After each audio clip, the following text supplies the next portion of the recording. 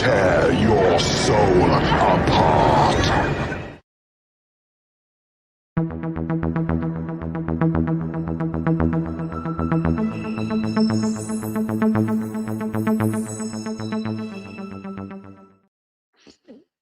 Oh my goodness, I'm over here in the corner. What is going on, guys? Nobody puts mid-level in the corner.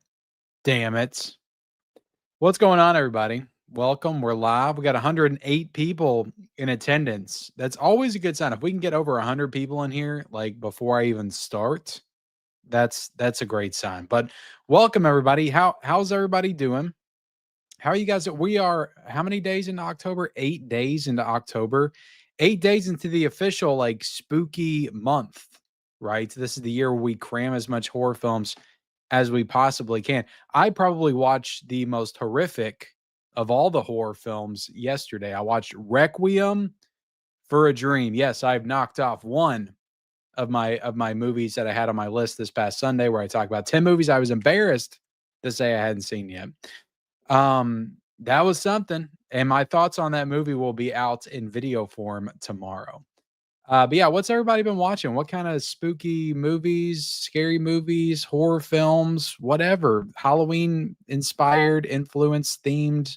What have you guys been watching? I want to know that. Let me know in the chats. And this is just, we've got some things to discuss, but mostly this is just going to be like it is every week, a casual conversation, live chat, talking movies, talking physical media, talking about whatever you guys want to talk about. But let me just get right into it, guys. Hit the like button if you haven't already. I would appreciate that. And let's see, who do we got in here tonight? It is a packed house, a lively chat, and I appreciate it. 133 people in here.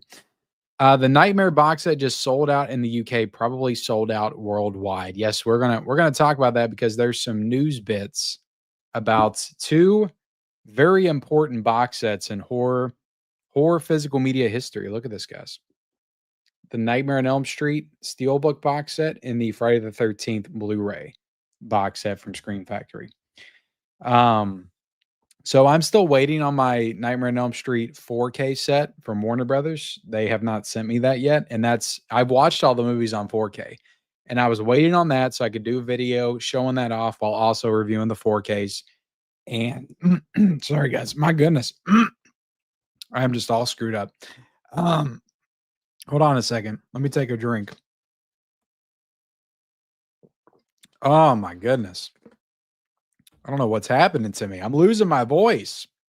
Anyway, I watched all the movies over the weekend, so I'm prepared to do the review. I don't have the set yet. So if it doesn't come soon, I'm just going to review them and I'm going to use the box set to do so. Oh my goodness, we've got Collector Movie Man, $4.99 super chat. Thank you so much, Collector Movie Man. Hey Ken, how are you doing tonight? I am reading the Oppenheimer book. It is much different from the movie. Awesome, man. Isn't that what's that book called? American Prometheus? Is that what it's called? Thank you so much, man. Let me give you a little super clip for your troubles.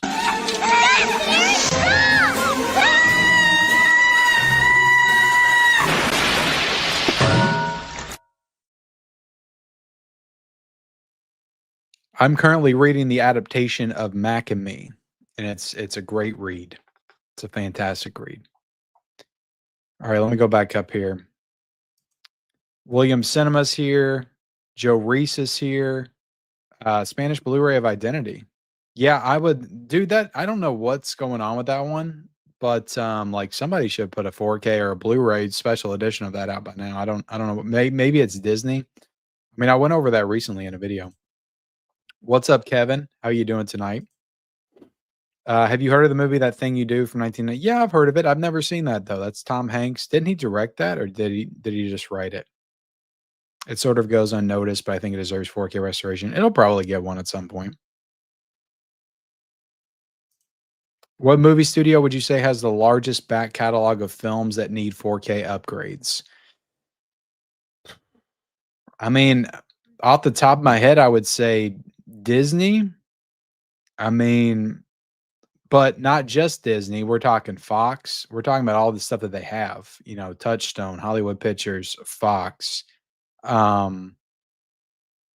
Plus, they got a lot of classic stuff they have not upgraded to 4K. I mean, you still got Bed Knobs and Broomsticks they haven't upgraded. Darby O'Gillis and the Little People has not been upgraded to 4K. There's a lot of classic stuff. What 20,000 Leagues Under the Sea, isn't that Disney as well? A lot of animated stuff hasn't seen 4K yet. So I feel like it's them, but also like I don't have an exact number on that. I mean, Warner Brothers has a very large back catalog as well. Sony with the Columbia Pictures has a very large back catalog as well. So I don't know. It's tough to say, honestly. It really is tough to say. I'd say between Warner Brothers and Disney, maybe. But at least Warner Brothers is like feels like they're trying to put stuff out.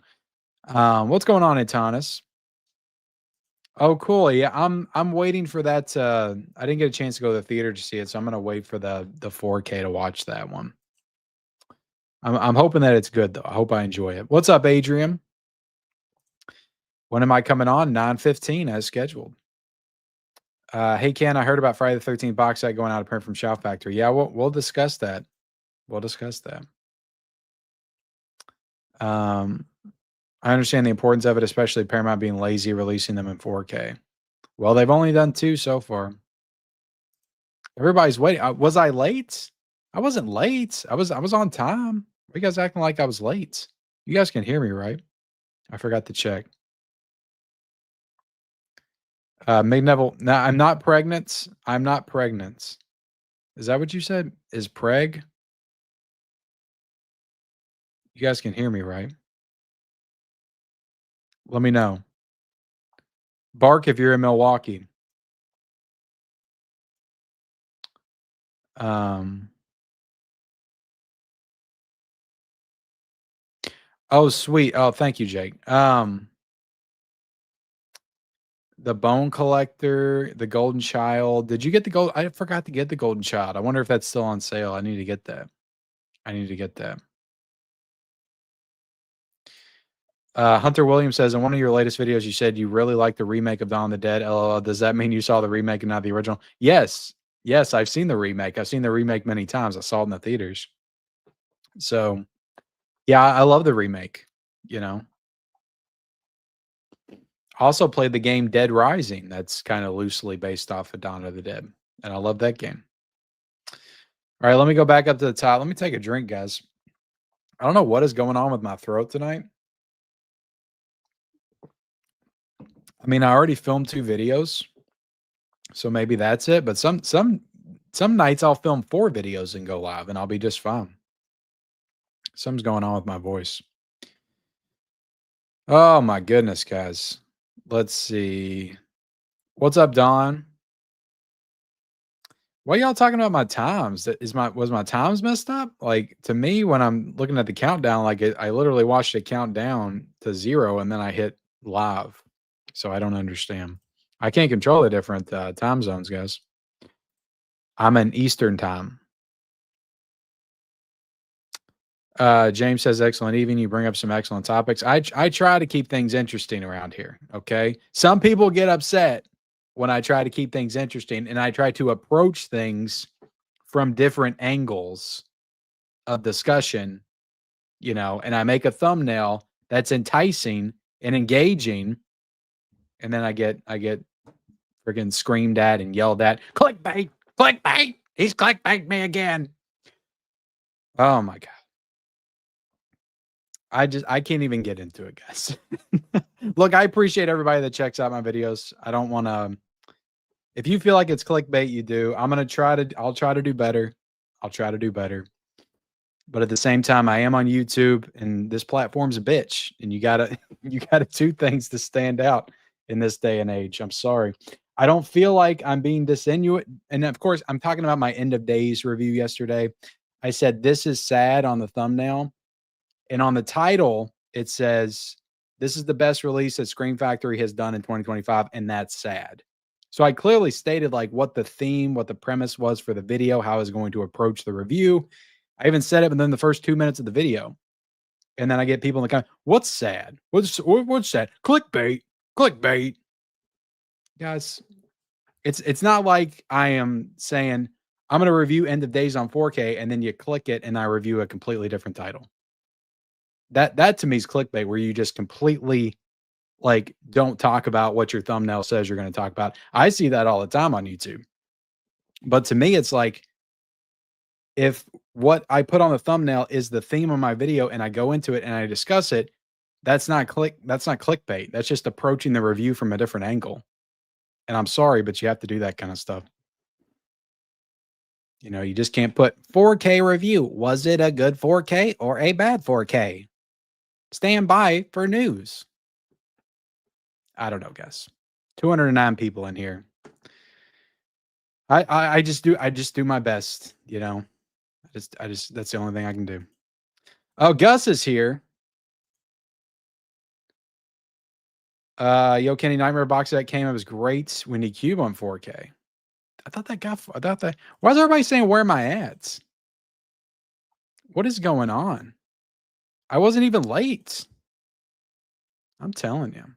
Only 32 Friday. Oh, are you kidding me? Oh crap! You got your Art the Clown costume. Holy shit! What's up, Mr. Mario? Can you get Nightmare 4K just a single Steelbook, or do you have to buy the entire set? I don't know if that Steelbook's still available, if I'm being honest. Let me look. I know that the UK edition's still available. That was like $40 on Orbit at one point.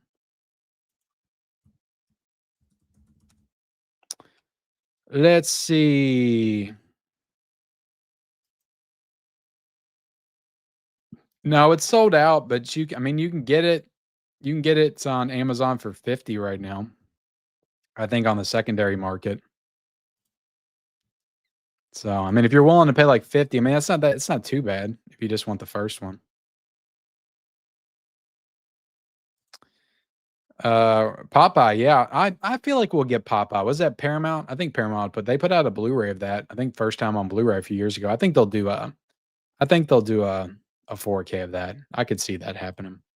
I mean, they did Small Soldiers. I could see them doing Popeye. Let's see. The major labels never stop hurting the consumer, the fans who make all of this revenue possible. Yeah, I mean, everybody is I wouldn't say they're hurting. You know, some of them definitely want a lot of your money for a little amount of effort, I feel like. But some of them are really good about giving you value for your dollar, I feel like. So it's not all of them. Thank you, Michael. What's up, Patrick? Archives has a huge catalog. Disney also does, but it doesn't release hardly anything of its catalog. Yeah. That's why I said Disney. Yeah, I didn't get. There was just too much that came out this week. I couldn't get everything. Yeah, I literally, guys.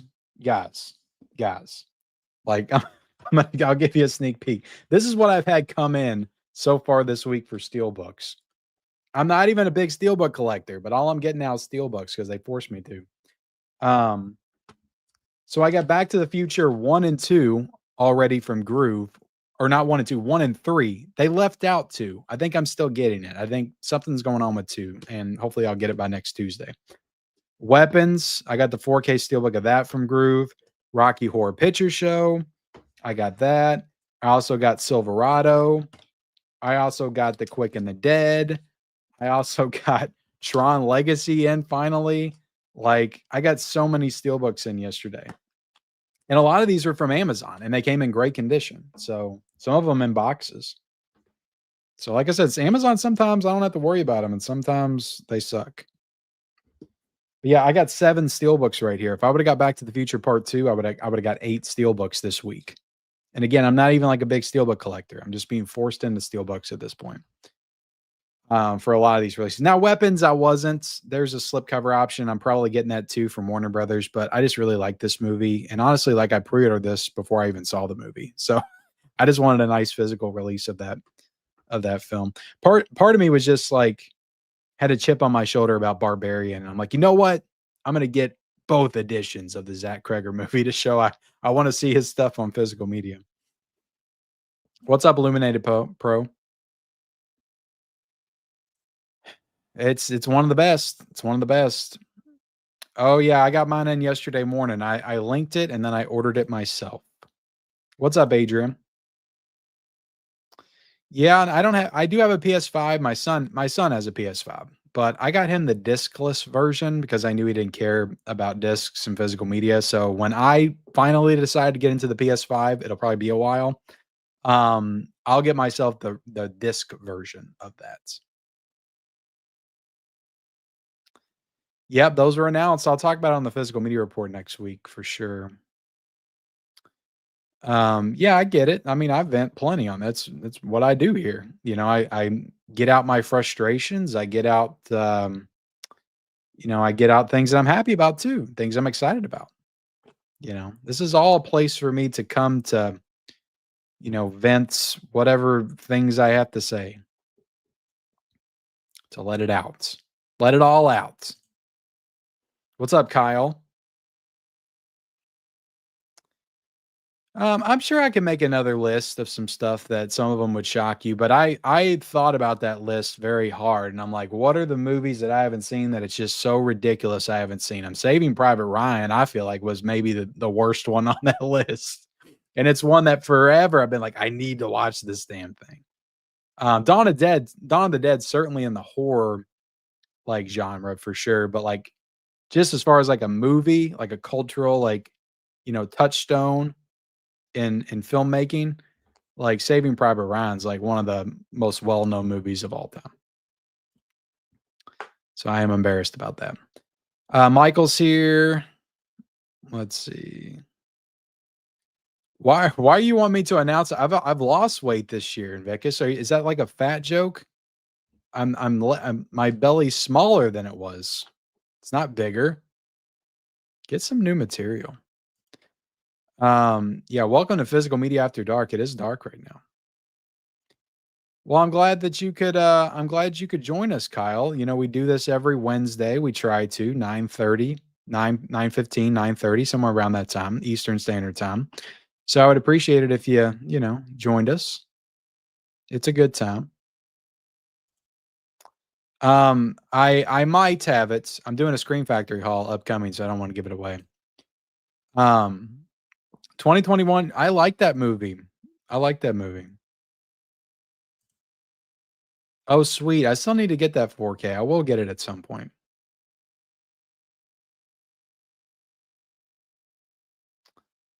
I donated because I have no interest ever watching it again. Oh, you talking about Requiem? Yeah.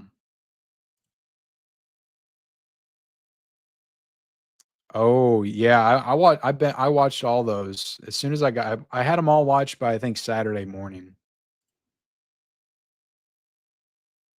Awesome. Yeah. A regular household name around here. Oh shit. I appreciate you, Ben.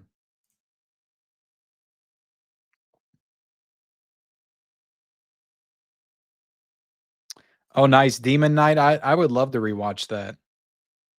Oh, hell yeah. Something about Mary. Who's putting that out? Is that Paramount? Oh, hell yeah.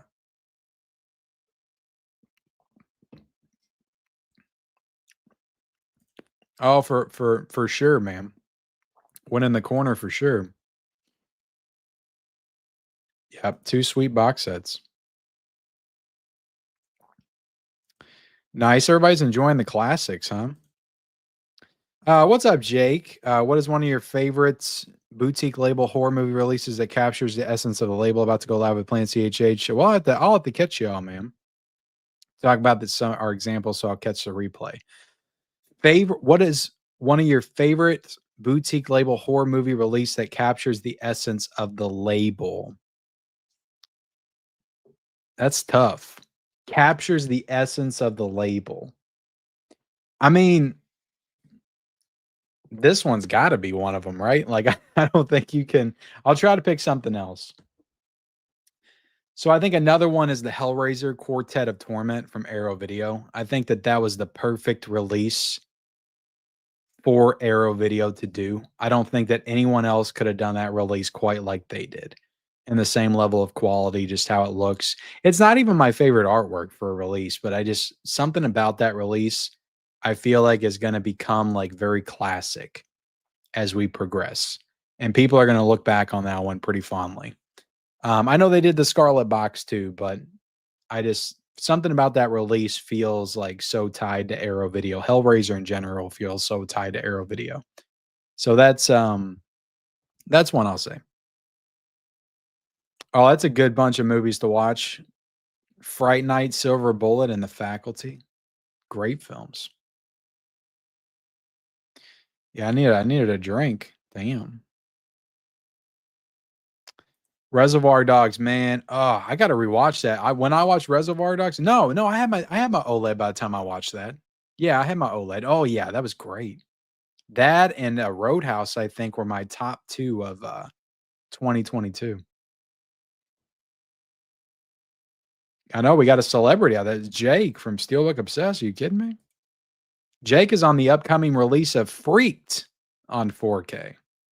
He's doing physical media stuff now. Working for him. Damn, man, still waiting on the Steelbook? Oh, sweet. All great picks. Buffy, I need to rewatch Buffy. That's been forever. Oh, it's a great I like the artwork on that. There was people that it was like controversial when it came out. They didn't like the artwork, but I picked it up because I like the artwork. I like the way it looked. I like it how it had the yellow aesthetic. I don't know. I thought it worked.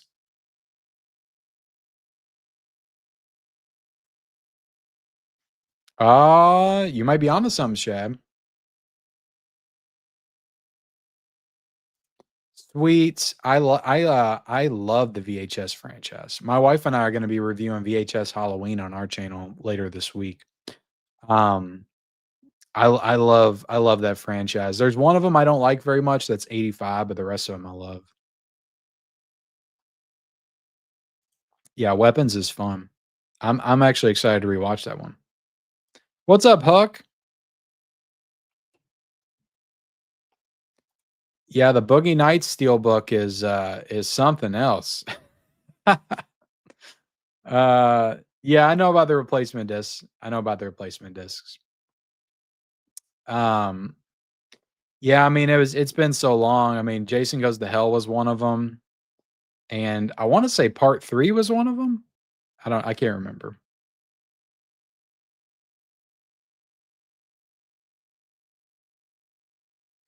I gotta watch something wicked this way comes. Oh, that's a good collection of movies. The Shining, Sleepy Hollow, Night of the Demons, Wolfman. Hell yeah. Warner, how you could look at all the studios this year and say that any of them have done a better job than Warner, like that's laughable. You will not be able to convince me that any of the other studios has killed it like Warner Brothers in 2025 and 2024, honestly. And I could see Warner Brothers being the top like studio and label of the year again, just with the work that they've been doing. New special features, all that kind of stuff. Yeah, I'm hoping Arrow's working on it. I'm really hoping Arrow's working on that. God, I would kill for a release like that. I really would. 272 in the chat, guys. I'll be giving away some digital codes tonight since I got weapons. I'll give away the digital code. Just keep in mind that you might not be able to redeem it because the release date's not till the 14th. And I'll also give away I can give away Tron Legacy as well. And then maybe the Quick and the Dead. So we'll do that.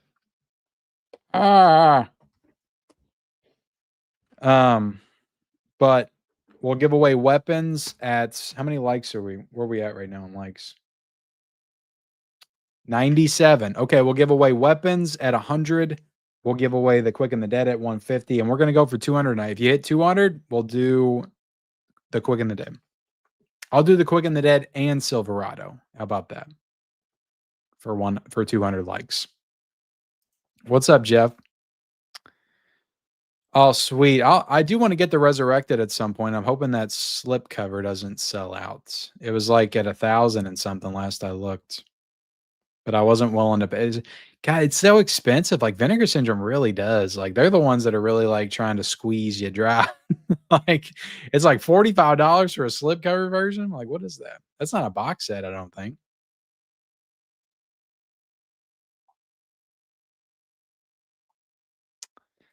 But yeah, Trick or Treat's a lot of fun. Yeah, it has a regular 4K. You don't have to get the Steelbook. The regular 4K might be a little cheaper.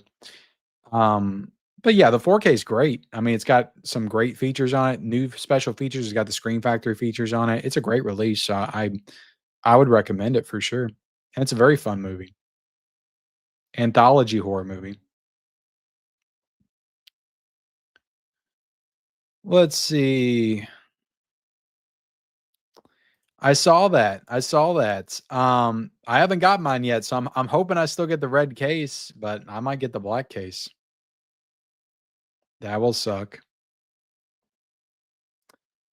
So I ordered Pearl from Second Sight. That was it because I love Pearl. That's my favorite of that trilogy, and I'm gonna get the A24 set as well.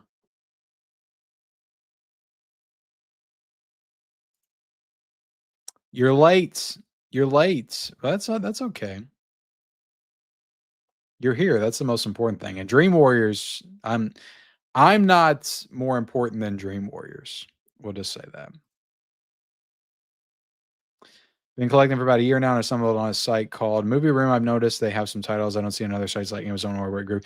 Yeah, Movie Room is like a little secret, little hidden secret amongst collectors. I mean, there's people out there promoting Movie Room and stuff, and I've talked about them before as well. But because they're not as well known as Orbit and Diabolic, you will find stuff on there that will sell out quicker on Orbit and Diabolic because people know about those sites. So if you don't find it on Orbit or Diabolic, go check the Movie Room. They probably got it. So yeah, they do good work over there, good shipping, good packaging. I mean, they're pretty much just starting. They're pretty much just getting things going over there. So like they're trying to impress um, their customers. So it good place over there. Good people that run it too. What's up, Maria? Collector's editions here. Yeah, Primal Rage is great. I love that movie. Yeah, I went in with low expectations too, as you should with a Vinegar Syndrome title. But I really enjoyed it. And it's got a nice like Halloween vibe to it as well, because it's like at a Halloween dance at the end of it. And there was like a new documentary on there, and I'm a sucker for that kind of stuff. So yeah, that was a great release. Yeah, I love Night of the Comet, man. I talk up that Scream Factory 4K every chance I get. It's such a great 4K. If you don't have the 4K for Night of the Comet, get it immediately. It's so good. I didn't get Sergeant Kabuki Man. No. No, I gotta try to be a little bit more selective with Vinegar Syndrome. I can't just be jumping into everything. I did that for a while and I can't do it. Satan's Little Helper is a lot of fun. I haven't seen Murder Party, but I like Satan's Little Helper. That Synops put that out like 3 years ago, and I watched it for the first time, and I had a lot of fun with it. So yeah, I've recommended that release quite a few times. I need to watch Tron Legacy, and yeah, I might go to the theaters this weekend and go see it. If that's when it comes out, is it this weekend? Umbrella is gonna send it to me, so I'm not gonna get the Steelbook and stuff since it's gonna include the new film, so I'll wait for the Umbrella version. What's up, Jordo? Which, guys, if you haven't checked out my Umbrella unboxing of the August releases, I'm only 2 months late. I dropped that earlier today, so check it out. Share the stream. Thank you, William. That's a good idea, or it could make things worse, Ben. Atlantic, but they're sold out currently, and somebody said that they stopped producing the shelves or they went out of business or something. So I'm shit out of luck when it comes to shelving. I got to find something else. Um, I'm sorry, Kyle. Look, it's you got to monetize the videos. I put it on the least amount of frequency of ads I possibly can for live streams. I hate ads during lives, but it's just something you got to do. You can't. It would be the kiss of death to this live stream if I did not monetize it. So YouTube would not promote it at all. I actually control very little when it comes to ads now, guys. Like they took that away from us. All I do is hit monetize on my videos and then it chooses where to put the ads. I used to be able to choose myself and I would choose I would put like maybe 2 to 3 ads in a video, depending on the length, maybe 4 sometimes if it's a really long video. But now I'll look on there and YouTube will straight up add like 8 ads to like a 15-minute long video. So I have no control over it. And I can't take them out because if I take one out, then it disrupts all the other ones and takes them all out. So I apologize if it feels like there's more ads than usual now than there used to be. I have no control of it at all. Which kind of is cool, I guess, because I used to spend a lot of time trying to figure out exactly where I wanted the ads and stuff. Now I just hit monetize and let it go. You know what? I was thinking maybe I would do a Friday the 13th because we're getting close to Halloween, guys. So if you guys want me to do it, let me know in the chat. If you don't want me to do it, then I won't do it. But I was thinking about doing a ranking of both Nightmare on Elm Street and Friday the 13th tonight, later on in the show. I appreciate that, Kyle. They're enticing. It's just a part of marketing the video. That doesn't mean it's clickbait. So I don't think a lot of people really know what actual clickbait is. There's a lot of YouTubers that utilize it. I've seen it. What I'm doing is not that. At least I don't think it is. You, of course, can have your own opinion.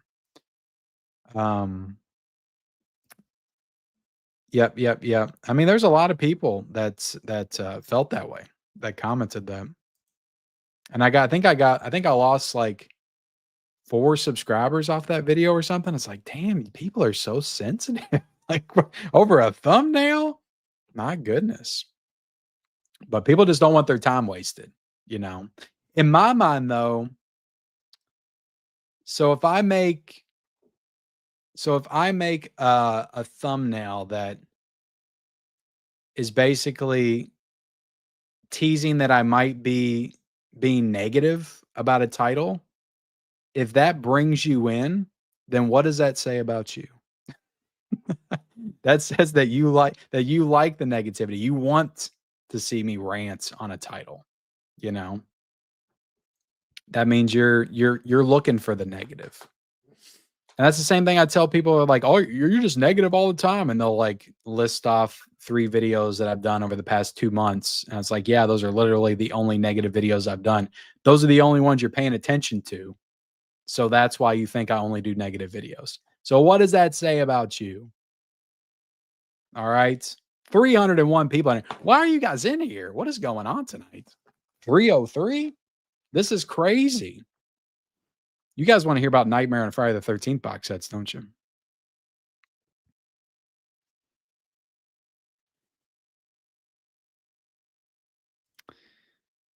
Yeah. Oh, I appreciate that, Ben. Yeah, there was some people out there kind of backing me up with that. I think it's just people that don't view me very often, that don't really know like my style and how I approach things. Maybe they just stumbled upon the channel or they've only been subscribed for a few weeks or something. I don't know.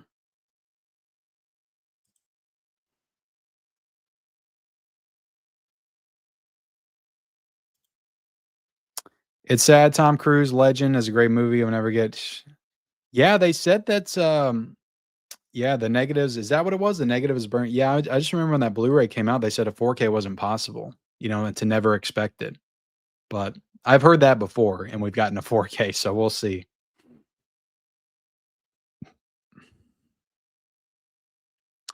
Yeah, it's a good movie. I didn't like it when I was younger, and watching it as an adult, like I don't know, I really get into it.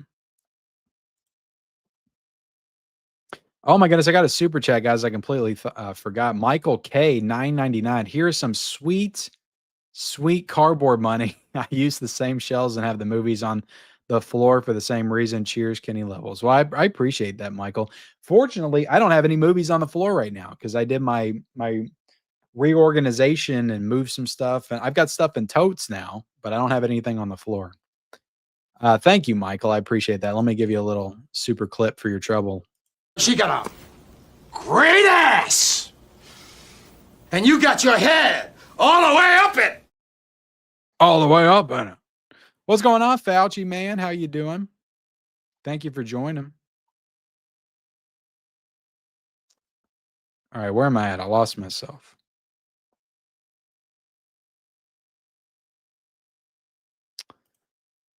I try not to, but the weirdos are plentiful sometimes, you know. I'm here, Robert.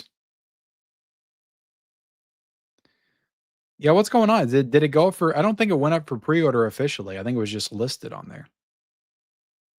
What, why y'all? Is my stream not stuck? What are y'all talking about tonight? What is going on? Sometimes I just feel like y'all fuck with me. Oh, excuse me. I didn't mean to say the F word. I like to keep things clean. Sometimes I'll let it slip. Thank you, Dingo Boy. All right, did we? Oh, we're at 141. Sorry, guys. I got to open my Steelbook now. Where's my knife? You guys want to see a knife?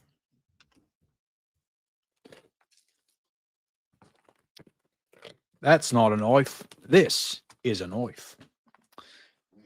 All right. Look at the Steelbook. We'll do the unboxing. Oh, look at that. Weapons is good, guys. And you got 217 on the back. All right, you guys ready for this digital?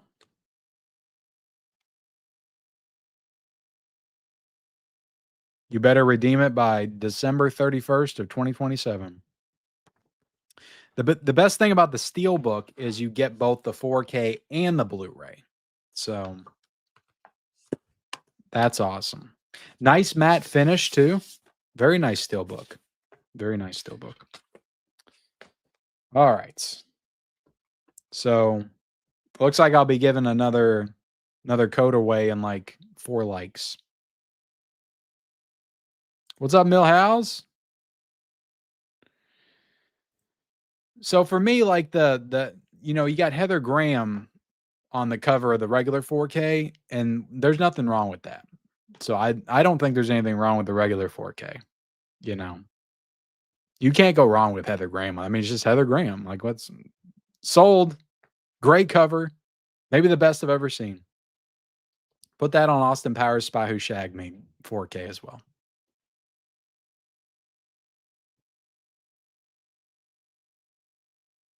Yeah, I saw that. That sucks. But I mean, that's kind of cool. You know, it's a little reward for people that ordered it day of, I guess, to get that red case. It's kind of cool.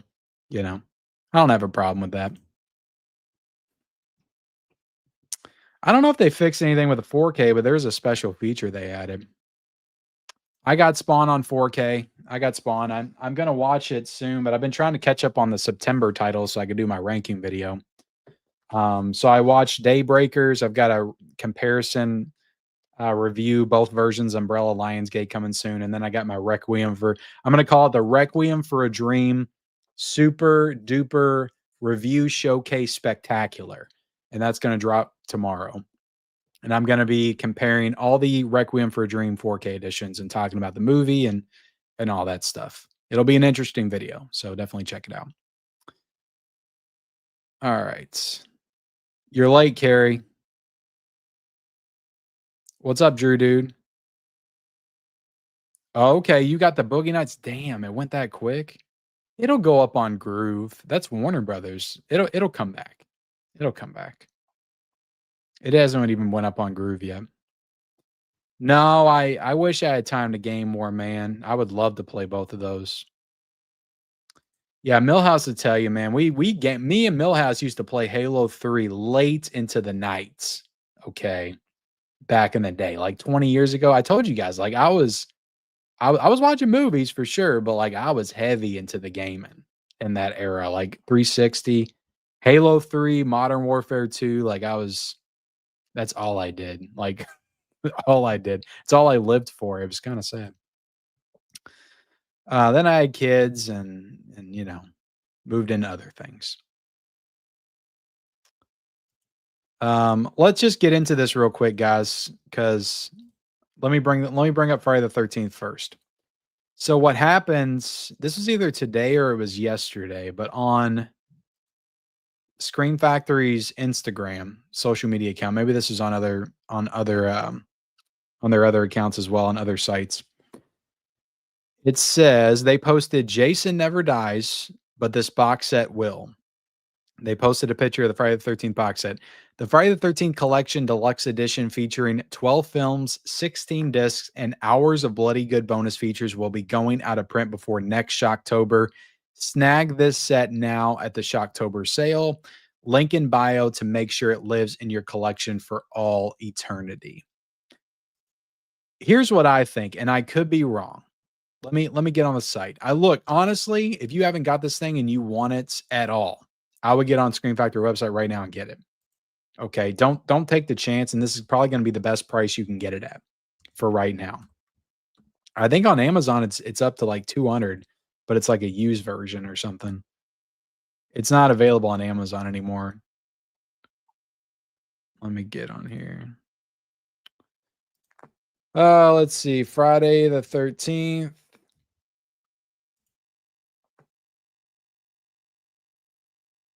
Oh shit, guys. It's gone.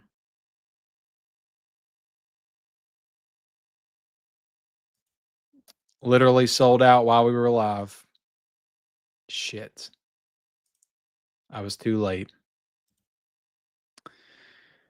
Yeah, it's saying unavailable right now. But here's the thing. This is what I think's going on. And I could be wrong. I could be wrong. But what I think is that they set it at this sale price to sell for $89.99. And this is all that we're going to have for the Shocktober sale this year. And then I think when the sale is over, they may put more back in stock for the $129.99 price point. And maybe it'll be like 200 or 300 or whatever they got left.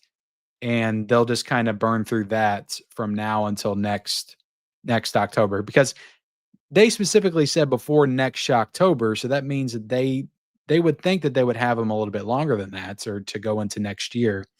And they'll sell them out that way. I don't think that this is the last of it. I could be wrong. This could be it. It could be done. We're done. But that's what I think. I think it'll come back in stock after the sale is over with, maybe another 200 or something. But yeah, let me go back to this. But yeah, so they basically announced today that this thing's going, or yesterday, that's going out of prints. And honestly, though, I mean, it's been around for how long? 5 years now? I mean, I made a video a few months ago that said, look, I'm pretty sure that everybody that wanted this set has it. Like, they should by now. I mean, the thing's been on sale multiple times. It's been in print for years. There's been 4Ks of 5 of the movies put out. It's like, if you wanted this thing, honestly, you should have got it by now. You really should. This thing was like, I mean, I posted it like back in July or maybe May or June or something. It was like $60 on Amazon at one point. Like, it was a crazy price to get it. I mean, I paid like $180 to get this back in 2020. So it's like, honestly, it sucks it's gone, but if you really wanted it, you should have got it by now. You really should have got it, because it's gone. It's gone, and it may not come back, but it might come back at $129.99. But it is kind of sad to live in a world now where the Friday the 13th collector's edition deluxe set is not available. And it kind of makes you wonder, like, did they maybe lose the rights? Does this mean that Paramount's going to be doing that 4K box set soon? We already know that Arrow Video's got the rights to 3 of these movies now. Probably pretty soon they'll have the rights to Freddy vs. Jason as well. They'll be putting that out on 4K if they don't already have it. And then maybe 1 through 8 will come out in like a Paramount Scares style box set at some point or something like that. But it's sad, it's sad. You know what I mean? For some of these, again, I don't know if Screen Factory still has the rights, but it would be cool if they would put out like singular versions of these, since they don't have the box set anymore. Maybe put out a single version of Jason Lives with new artwork, something like that. Like, that would be cool. But I don't know if they have the capabilities or the ability to be able to do that. I know they license all this stuff together. And that was probably a part of the deal that they couldn't do this stuff single versions, but it would be cool to have nice single editions of all these movies. I feel like Jason Takes Manhattan, like I would love like an Arrow edition of that. And it sucks that we probably won't get that because I love that movie. And I mean, Jason Lives, everybody loves Jason Lives. That would make an awesome addition if they ever, did that. So it's sad for sure. But let me get into Nightmare because Nightmare is even sadder. Okay, because people had literally 2 hours to order this thing and then they couldn't get their hands on it. It's not like the Friday the 13th set where it was available for 5 years, went through multiple sales. This thing had a very short lifespan. So let's get into this. This is coming from bloodydisgusting.com. And I mean, this is pretty much what everybody already knew, but they're kind of confirming it here. So the title of the article says, "Don't expect Warner Brothers to release more Nightmare on Elm Street collection 4K Steelbook sets." A hotly anticipated 4K collection, including the original 7 films from a Nightmare on Elm Street franchise, was released on September the 30th, with a special limited edition Steelbook version of the sets from Amazon selling out before it was even officially announced. To be honest, Warner Bros. Was dragging their feet on that announcement. They really were. If you're holding off on grabbing the regular 4K release in hopes that more Steelbooks will be coming in stock, we've got a bummer of an update straight from Warner Brothers this afternoon. So they're saying they got this info from Warner Brothers. At this time, there are no plans for additional product to be manufactured. Bloody Disgusting has been told, as for those who pre-ordered the set in time but haven't yet received it, we haven't heard anything about cancellations or delays. I mean, I've heard people got theirs canceled. In terms of manufacturing the collection, so if you did get your pre-order in, hang tight. The set should be on its way to you soon. Just 15,000 of the Nightmare on Elm Street Steelbook sets were manufactured, with 7 individual Steelbook cases housed inside of a Steelbook decked out to look like Freddy's sweater. The sets are now selling for upwards of $500 on eBay, and paying those inflated prices may unfortunately be the only way to get one of these limited sets going forward, which sucks. The good news, the standard 4K collection of the 7 film and Nightmare on Elm Street franchise is still available and will likely continue to be available, and that's selling for just $99 over on Amazon at the moment. Can you imagine if Warner Brothers was Disney and that Steelbook set was the only thing that they did and you were just done now? At least you guys can still, check out the beautiful picture quality. The collection includes the original 7 films. They go into all the movies. I don't need to cover that. The collection also includes an alternate ending of Freddy's Dead, The Final Nightmare, presented in Anaglyph 3D and complete with 3D glasses and physical collection. 2 brand new features, and blah, blah, blah, blah, blah, blah, blah. So there you have it, guys. What do you guys think about that? I hope everybody that wanted the Steelbook got it. I'm sure not, though, since it sold out very quickly and you didn't really have an opportunity to get it. Because if you're like me, once that Amazon sold out, I was not going to pay $260 to get the UK version. I wasn't that hard up. Like if I missed it, I missed it. I would just got the regular standard version. It would have sucked, but I wouldn't have paid $260 for this. I just wouldn't have,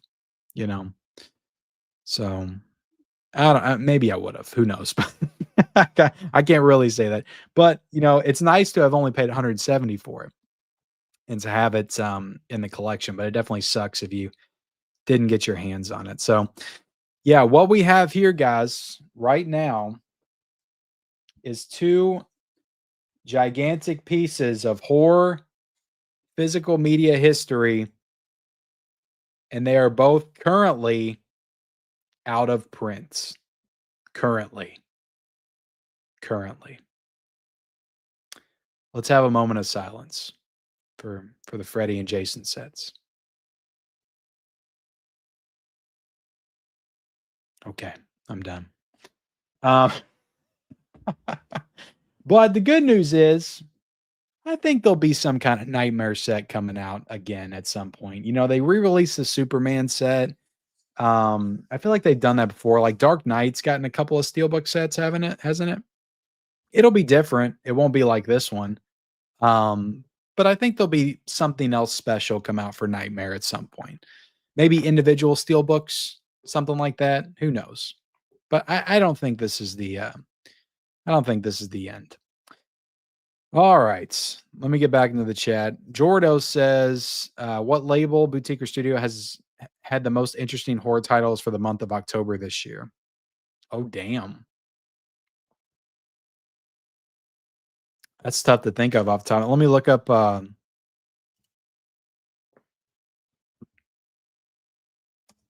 don't know if anybody wins, honestly. I don't feel like the horror titles this month are really popping off. Like September had a better month because you had Nightmare and Dawn of the Dead, or not Dawn of the Dead, but Night of the Living Dead.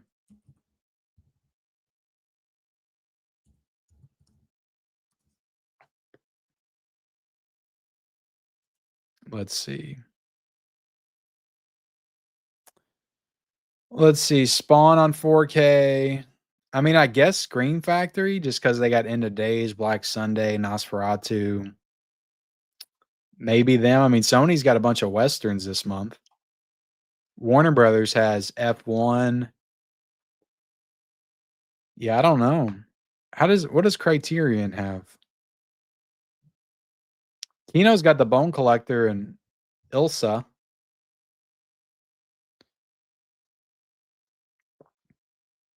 I mean, maybe Jacob's Ladder, Knock Knock from Lionsgate Limited. Also, Hider in the House.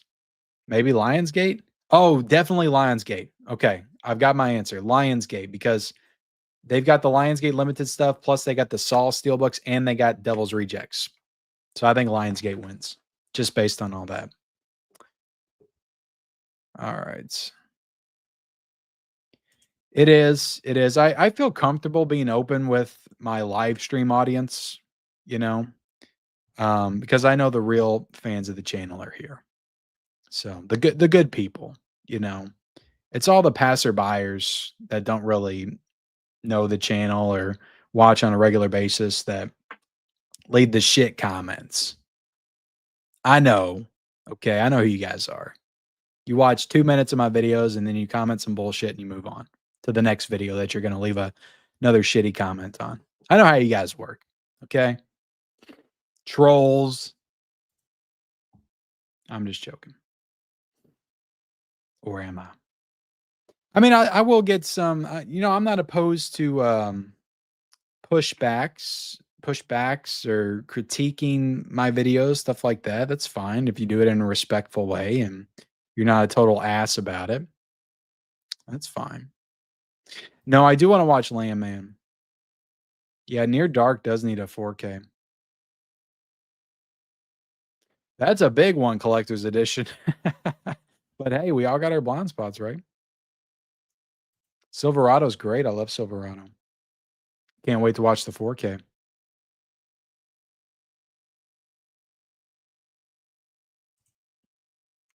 POS? What? You'll see how I feel tomorrow. Pretty good.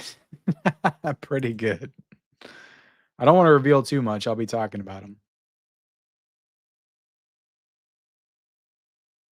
Shocktober 1-day sale.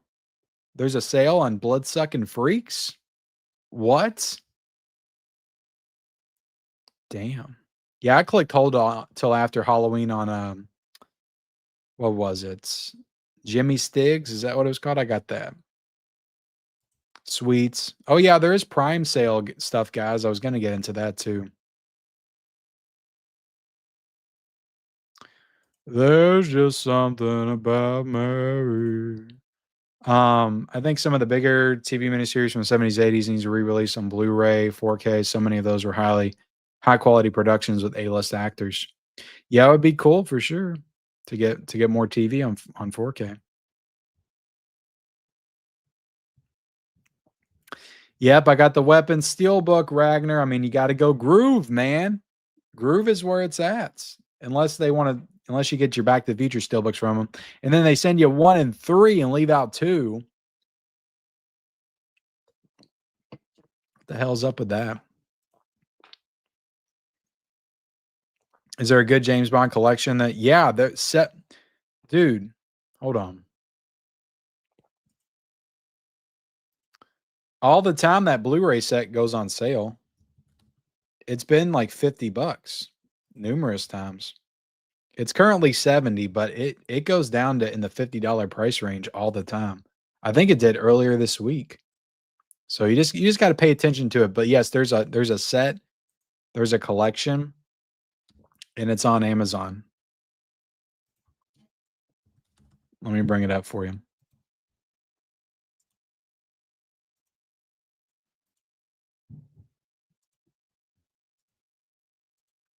Right here. 24 Bond films, including Spectre. So you're not going to get the newest Bond film, but you're going to get all the rest. I mean, that's great value still, $70 to get 24 movies on Blu-ray. And I'm sure they look fine if that's all you want. The 4Ks are great, though. I reviewed that set.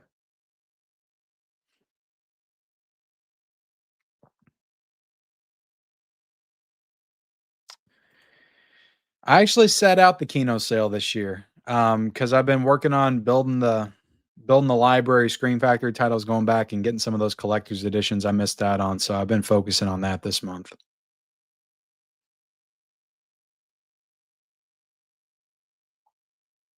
Yeah, that would be cool. Somebody focusing. I mean, that's used to be what Shout did primarily. They focused on a lot of TV stuff.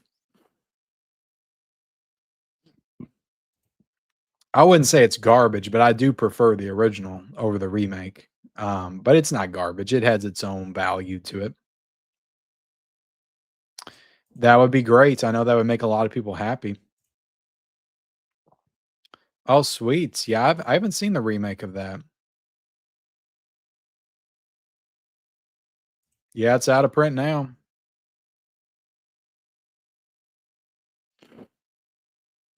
They shipped to Canada, I'm pretty sure, Kyle.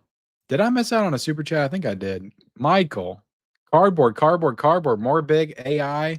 Keep the change, you filthy animal. Michael, jeez. Thank you for the super chat, man. There's nothing better than AI cardboard. That's the best. You know what I think about AI cardboard for real? It stinks! Someplace stinks! It do. Oh, do. All right, guys, I might have to scroll down a little bit, catch up.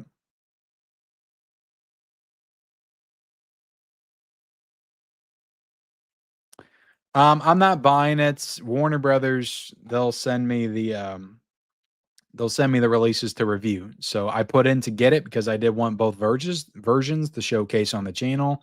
I just assumed, honestly, I assumed I would get that one in because Warner Bros. Usually sends me stuff before release date. I assumed I would get that before the Steelbook. So I thought I'd be able to get that, watch them all, and then by the time the Steelbook set came out, I would have both of them to be able to just do a super Nightmare on Elm Street video with unboxing everything, reviewing everything. Like that was my plan. But since they're like a week or so late on sending it, which I'm not complaining, I'm getting it for free. Okay. I'm not trying to complain. I'm just saying. So since I'm late, it's just kind of messed up everything. You know, I put out the Steelbook unboxing, which is fine, and the video did well, but I still want to like actually do the review and dive into the 4K quality and talk about the movies and all that kind of stuff. So I'll wait to get this set. Hopefully it arrives in the next couple of days. If it doesn't, I'll just do the review from the Steelbook set and be done with it. Show off the 4K set later. Yeah, it's on the way actually. Orbit just shipped it today, so I am getting that set. I love that movie, so I wanted to get that set. It's not terrible. It's, you know, there's worse things out there, you know. I just don't care at the end of the day. The artwork's the artwork. At some point, it's just like that's just what the release is, and you just got to accept it for that, and just be done with it. You know, it's you'll at some point you'll become nostalgic for that artwork. You know, you'll look back and you'll be like, "I remember when that came out." You know, that was pretty cool. You know, just think of all the terrible like DVD and Blu-ray covers that we've had. Like, there's been some really bad ones. I need to watch The Suckling. I'm supposed to watch Spookies and Demon Wind this month. No, I got the Steelbook from Shout, and that's all I need for that movie. It's a great 4K though. Yeah, Stepfather's good. I agree she is. I agree. I mean, she's one of my like first big crushes in movies, honestly.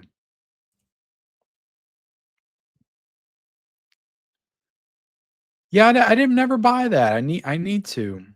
I need to. It's been on sale multiple times.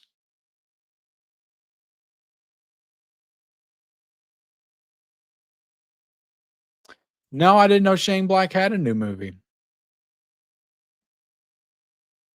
Yeah, back before we even knew what clickbait was. Back before I graduated high school before YouTube came out. It's like that's how old I am. Rage baits. Oh, I don't know, man. It's up there. Probably close to 5,000 or something. Yeah, honestly, I have no desire to see that. Isn't that a remake of like Akira Kurosawa film? I might watch it at some point. I haven't really enjoyed a lot of Spike Lee's most recent films. You know, a lot of his earlier stuff I love, but his most recent stuff I haven't really enjoyed too much. I didn't like Black Klansman. What was the one that came out on Netflix? I wasn't a big fan of that one either. It was okay. The Five Bloods, it was fine, but I don't know. I think he's kind of lost his touch a little bit. Yeah, well, don't think I don't notice that. You know, it's like I click on it, it's like account made 2 days ago. Okay. You know, because I have this one guy that's like a legitimate psychopath, and he's probably standing outside my house right now. And it's like I'll block him because he just says the most outlandish, like crazy, hateful things. And then he'll come back the next couple of days with a new account. And he's probably got like 30 or 40 accounts. And he just keeps making them. He's a legitimate psychopath. I fear for my life. Just saying. Uh, this is why my wife doesn't want me on YouTube. Let's see.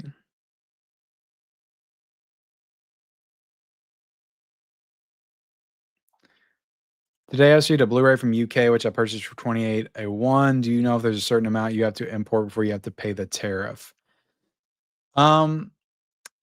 So it just depends on the site. I know Diabolic and Orbits, they're eating most of those costs, but I think honestly, I don't know. Like I don't feel like I've had to pay a tariff fee on anything. I know it's out there. Maybe I'm not paying attention, but I don't feel like Orbit or Diabolic has been doing it. I feel like maybe they've been eating that cost themselves. I'm not exactly sure what's going on. Like when it first came out, people started like putting tariff charges and then they said they weren't doing them. I don't know, honestly. Thank you so much, Michael. You're really helping me out with the cardboard tonight. The cardboard love. Just showing you some more love tonight, Kenny. Maybe a little Mac and Me. Oh man, you want Mac and Me? You got it, buddy. You freaking got it. You know what? I'm gonna give you Mac and Me and something else a bonus.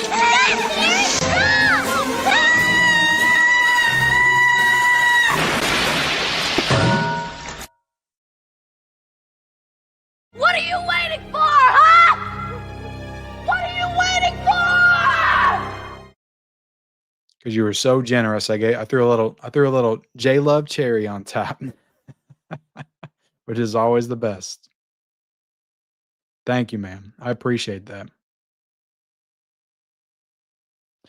Holy shit, Chris. Jaws? What? I ain't gonna say nothing. What are you gonna tell me next? You gotta watch Back to the Future? No, this is a judge-free zone, man. Watch Jaws though. For the love of God, watch that movie. It's like top 5 movie of all time. Watch that, man. Watch that shit. But don't go into it thinking it's a top 5 movie, okay? Because then that might put your expectations too high. Just go into it open, to watching a great movie. It's a great film.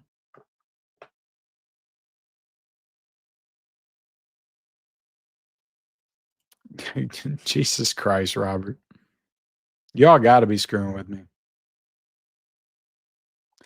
We do need a nice Phantasm 4K box set. I wish because didn't Arrow do a Blu-ray box set back in the day? That would be awesome if they did a 4K box set. They need to. Yeah, I've checked those guys out before. They're cool dudes. Yeah, they cuss a lot. I try to keep things a little bit cleaner over here, but I cut loose every now and then. I have no desire to see a Heat 2. I really don't. The first movie's perfect. To me, that's like Gladiator 2. It's like, why are we doing a Gladiator 2? Why are we doing a Heat 2? What are you all doing? I have no desire to see that. And I love Heat. Like, that's one of my favorite films. I love it. No desire to see that. But maybe it's great. Maybe I'll watch it and love it. I don't know. What the hell? Did you get it off of Groove or Amazon? Yeah, it's not bad. Oh, thank you for joining, PP Dangler. I haven't checked out the 4K, but they did censor the movie with the 4K, so I would not support it if I was you. I just wouldn't support it. Have them release the real edition, and then we can buy it. I haven't seen it. I haven't seen it yet. Oh, sweet. That's a great deal. Target's got the buy two, get one. I guess that's why Amazon started it, right? I didn't know that they started with their thing too. Oh, hell yeah. Oh, thank you, Bam.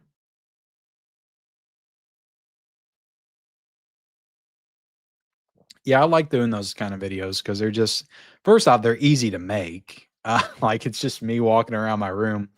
But also, it's like if I get to grab certain release. I used to do these videos where I would just walk around my room and grab titles off the shelf, and I'll be like, I recommend this. This is good. This is like just those kind of videos. Like, maybe I'll do a few more of those types of videos. They're fun to make, and I know people enjoy them.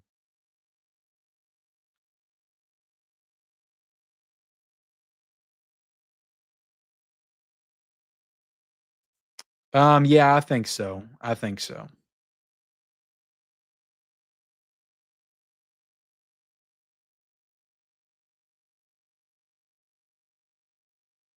Yeah, those would be all good 4Ks. Yep, I got the Arrow 4K on the way. Sometimes their counts aren't accurate. Sometimes they'll sell out and it'll come back. Oh, Amazon Canada has them. Well, good for the Canadians. That's a win. That's a win for Canada.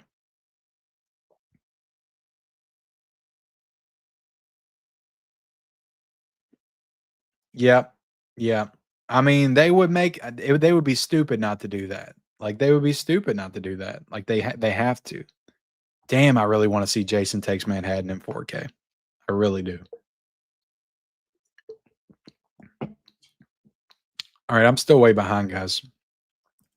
Paul Allen, $5. Thank you so much, man. Hey, you think Kino Lover will do a 4K transfer for Peter Hyams' The Relic from Paramount? So, yeah, I've seen The Relic. That's a movie I remember watching when I was a kid. In my mind, though, like, I remember Mimic and I remember Relic. And it's like I get them confused. Which one had Mina Suvari in it? Was that Relic or was that Mimic? I think Kino's doing Mimic, right? Guillermo del Toro's Mimic. But I feel like they announced The Relic too. Maybe not. Like, The Relic would be a great Screen Factor release. That would be a great Vinegar Syndrome release. Like, somebody should put that out. Like, I don't know. Like, these people are professionals. Like, they know the movies. So I don't know, like, who's in charge of making decisions, because I think movies like that would sell very well. Those film underrated, like, creature features from the 90s. There was a lot of them in the early 2000s. So yeah, good call on that one. Thank you so much, man. Let me give you a little clip for your trouble. That's VegaClean. We got a customer down here with a full-on fallopian fungus. She's baking a loaf of bread, and I think it's sourdough. Somebody's baking bread, and I think it's sourdough. That's what I need on 4K. The Prom Night. I like Prom Night a lot. I really do. I like it more and more now. Yep, same here. And it was worth it for that price, you know? But also back in 2020, we was all riding high. We was getting them checks and those pandemic checks and stuff. And yeah, your dollar would go farther. Yeah, I mean, they should have made at least 25,000 of those. At least. At least. I don't think it would have affected it at all. It would have sold out.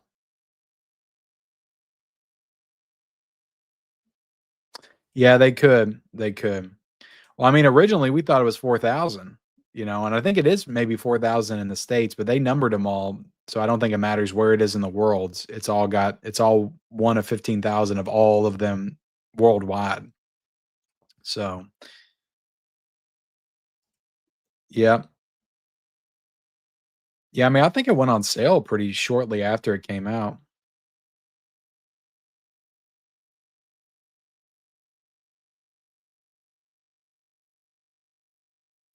That sucks, Blaze. I mean, hopefully, if you haven't got it canceled yet, I think you'll get it.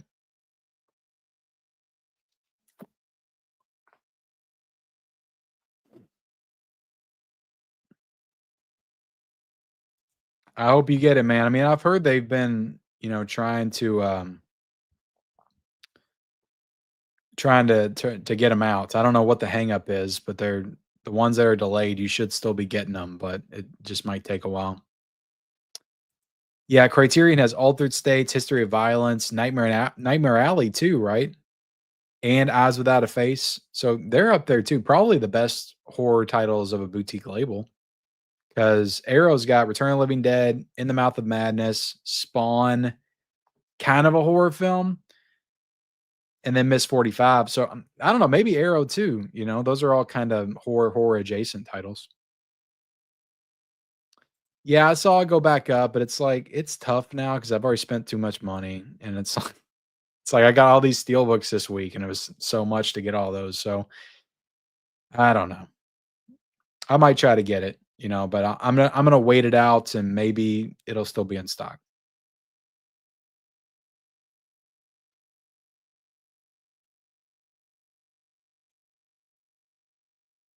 100%. That's one of the best releases Scream Factory's ever done.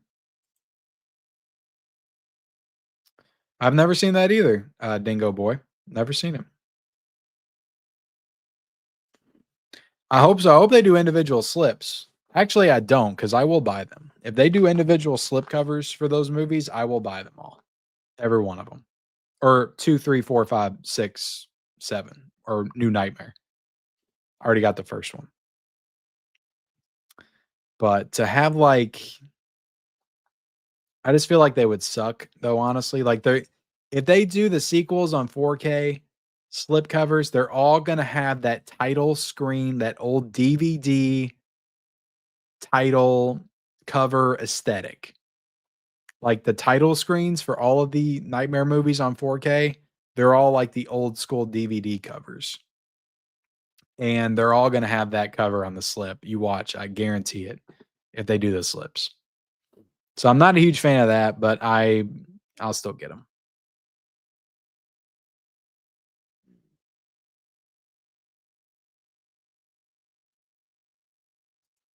Very true, Uncle Willie. Very true. That's why I'm not a big hater. To be honest, guys, you know. Ask Michelle next time we're live. The new Nightmare on Elm Street 4K Steelbook collection is why I don't play the Steelbook games. You can either play the game or you can let the game play you. It's up to you. Either way, somebody's getting played. Somebody's getting played. Yeah, I still need to get that 4K. Yes, I do. I do. I haven't watched it though. I saw that movie in the theaters. I haven't watched the 4K. I've watched the Blu-ray. It's a great Blu-ray edition. I do think the 4K has got new features though. It's got additional features. So that's worth noting as well. Dylan, you son of a bitch. Yo, Ken, I appreciate the content and work you put in for the community. What is your favorite horror movie franchise? I love the Halloween 6 poster. Yeah, I've had that poster since my 30th birthday, and I just turned 40, so I've had it for 10 years. My friends actually got me that for my 30th birthday. What is my favorite horror movie franchise? It's tough. I mean, it's honestly between the big three. I love them all so much for different reasons. I discovered them all at different ages, and they all mean so much to me. I want to say Halloween, but honestly, like that franchise has just had a lot more opportunity to disappoint me in recent years because they've done so many sequels. Whereas Friday the 13th and Nightmare on Elm Street remain more pure because they haven't done any additional sequels in like 15, 20 years. But Halloween, like, there's just something about like those first 5 and even Curse. I just love them so much. But also the Nightmare movies, I love them so much too. So it's hard. It's really, I want to say Halloween, but at the same time, if we're talking like as a franchise as a whole, I don't like some of the Halloween movies. I don't like 3 or 4 of them, you know. I don't like Kills. I don't like Rob Zombie's Halloween. Resurrection kind of sucks. I don't really like Halloween 2018 that much anymore. Halloween Ends is okay. I like it more than most, but still not very good. So I don't know. It's tough. I'll just say Nightmare on Elm Street right now because I'm riding the high of Nightmare on Elm Street. But yeah, it's between those 3. It's just tough to pick.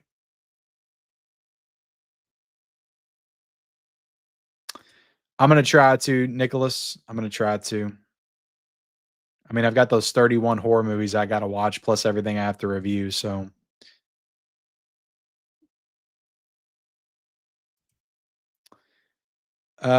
yeah, well that's those slip I like those slip covers on those. They were nice. I'm sure they look good together too. It's funny, but I haven't seen one person show those off or like take a picture of them or show them off on their Instagram, do videos on them. Like I haven't seen anybody show those off. It's almost like they didn't even come out. So I would love to see them all like displayed together.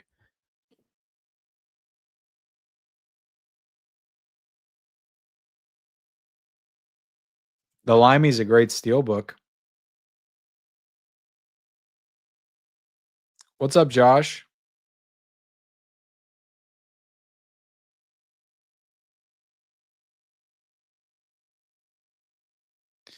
Oh, hell yeah. Did I forget to wasn't I supposed to give away something? Yeah, 150. I was supposed to give away Tron Legacy.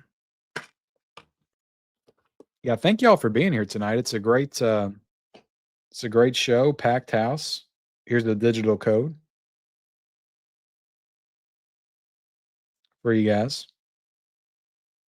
You guys see that?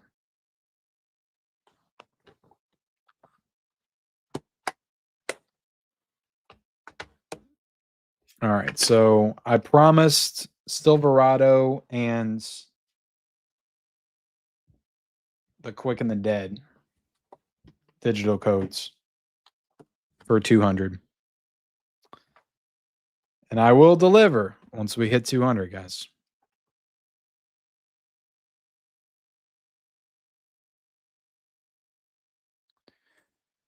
I mean, it's a beautiful thing, Kevin. I mean, I don't think that you can ask for much more, especially for the holiday season. You know, it's all I want for Christmas. Just saying. That may be the case. It could have, it could have been a 5-year deal. It could have been a 5-year deal, and we're running out on the 5 years. So, yeah. I mean, I could see that. It does have Jared Leto in it, so you know.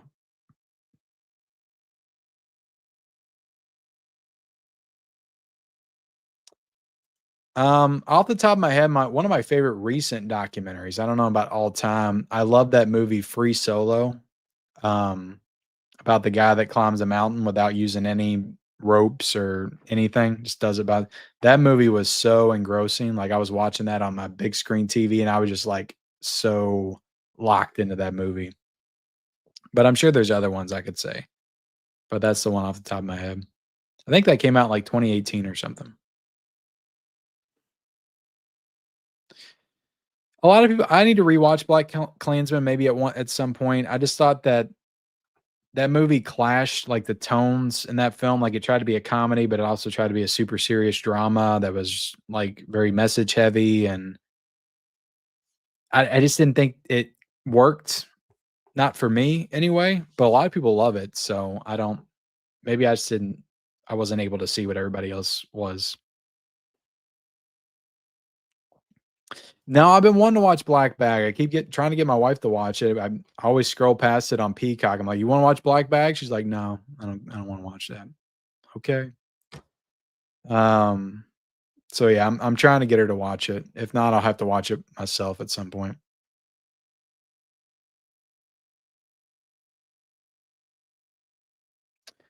I'm all set, man. That's what I'm banking on. The apocalypse, I'm hoarding I'm hoarding nuts for the winter. That's what we're doing down here. As long as I got a power generator, which I'm working on getting. Yeah, I would probably pick that up. But I mean, it is on Peacock. Maybe I should test it on there. Is it still in IMAX? Roland with Kevin's never seen Back to the Future. My goodness, you guys got some homework. Go watch Back to the Future. What are you waiting on? I'm just kidding. Watch it on your own time. Watch it when you feel like watching it.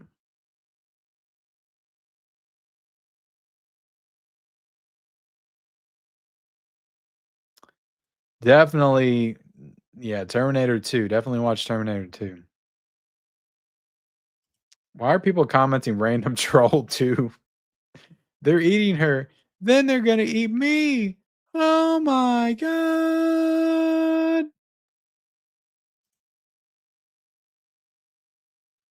Oh, nice. Yeah, it's a great set. I was so excited when that was announced too.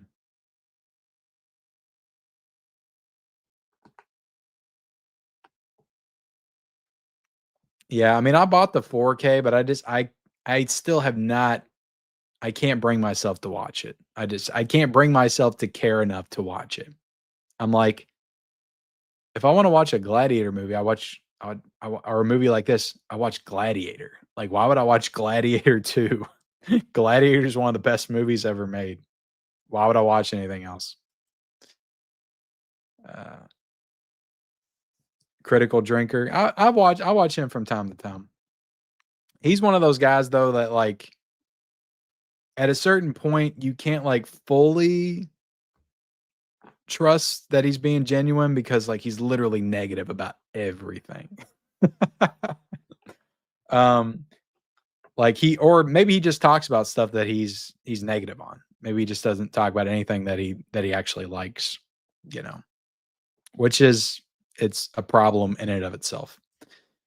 But yeah, I mean, some of his stuff's pretty humorous. I mean, I hated The Last of Us season 2, and I know he went hard on that, so I definitely watched a few of the videos on that, and they were pretty fun. Yeah, we do need that.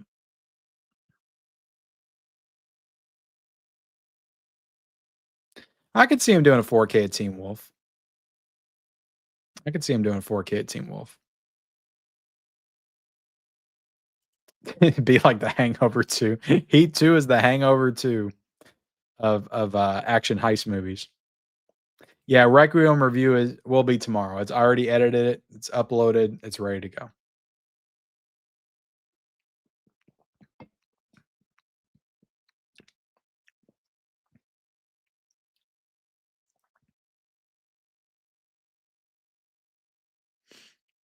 Okay, they did. So I didn't make that up in my mind. They did announce the Relic.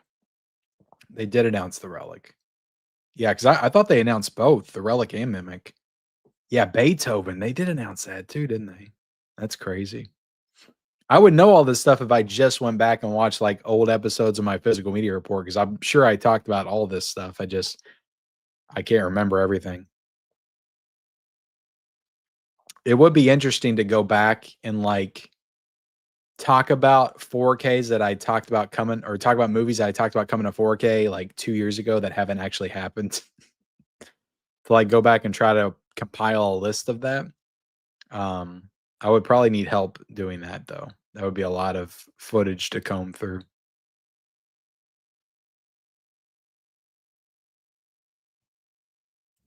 Yeah, he's great in that movie. He's great in that movie.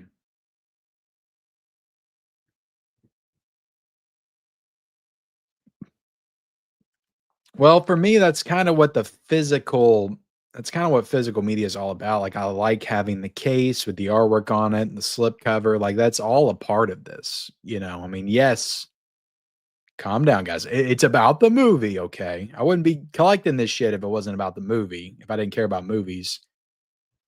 But to me, yeah, packaging plays a large portion, a large factor in why I collect physical media.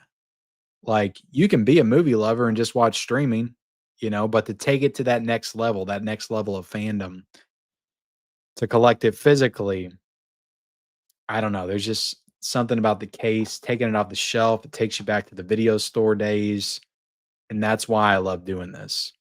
So, like, if I'm just putting all this stuff in binders, and that may work for some people, maybe someday I'll decide I need to do that. I don't know. But for me, that doesn't work. I got to come to the shelf. If I want a movie, I like to look through it, I like to take it off. That's all a part of the experience for me. I love that. I sit the case next to me when I'm watching the movie, and I'll pick it up and I'll look at the back, and it's just all a part of the experience.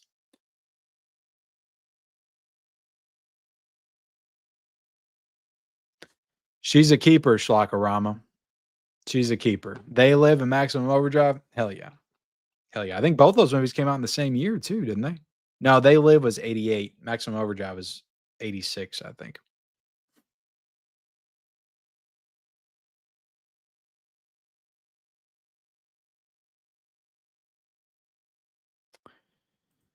I've heard that, but anything the government says, I'll believe it when I see it. I will believe it when I see it. I got a Steelbook of that. I still need to watch it.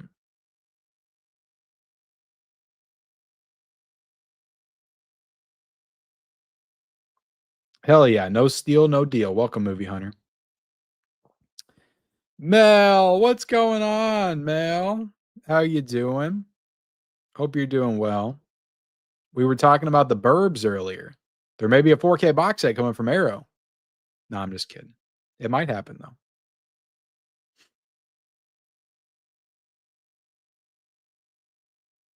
Yeah, I still need to get Night of the Juggler. I missed out on that. So I watched Rabid back in 2019 or 2020. It was like on Prime or something, and I thought it was one of the worst movies I'd ever seen. So I have no desire to pick up the Scream Factory 4K.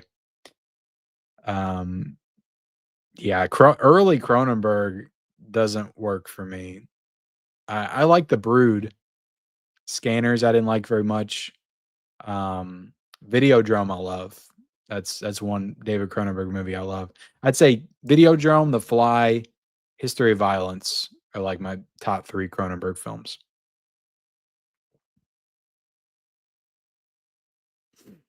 Yeah, there are worse films than Rabid. It's called Shivers, his first movie. That's worse than Rabid. That was worse.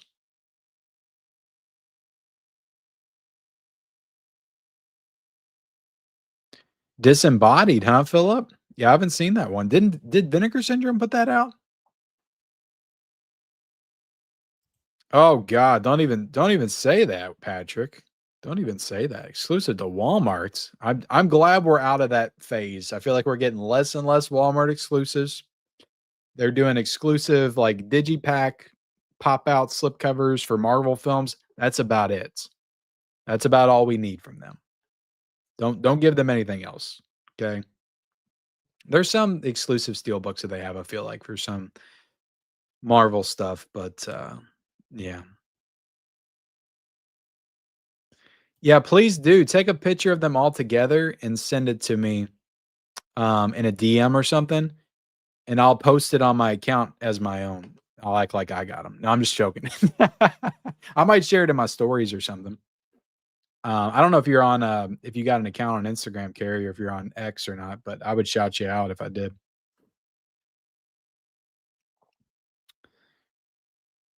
Let's see. Yeah, I would have 80. Yeah, I would definitely have a lot of damage. Yeah, that Jaws documentary, man, it was awesome. I loved it. I loved it. No, my wife wanted to get out to the theaters to see it. We didn't get a chance to, and the movie like bombed at the box office, so I don't think it's gonna be in theaters for much longer. I don't think we're gonna see it. Gonna have to wait for streaming. Yeah, I really want to see it, but my wife just doesn't care about those kind of like action espionage movies. She never wants to watch them.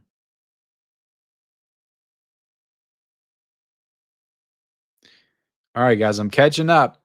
I'm catching up.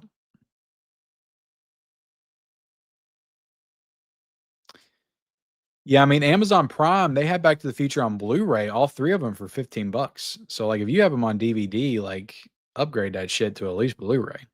You owe that to Marty and Doc.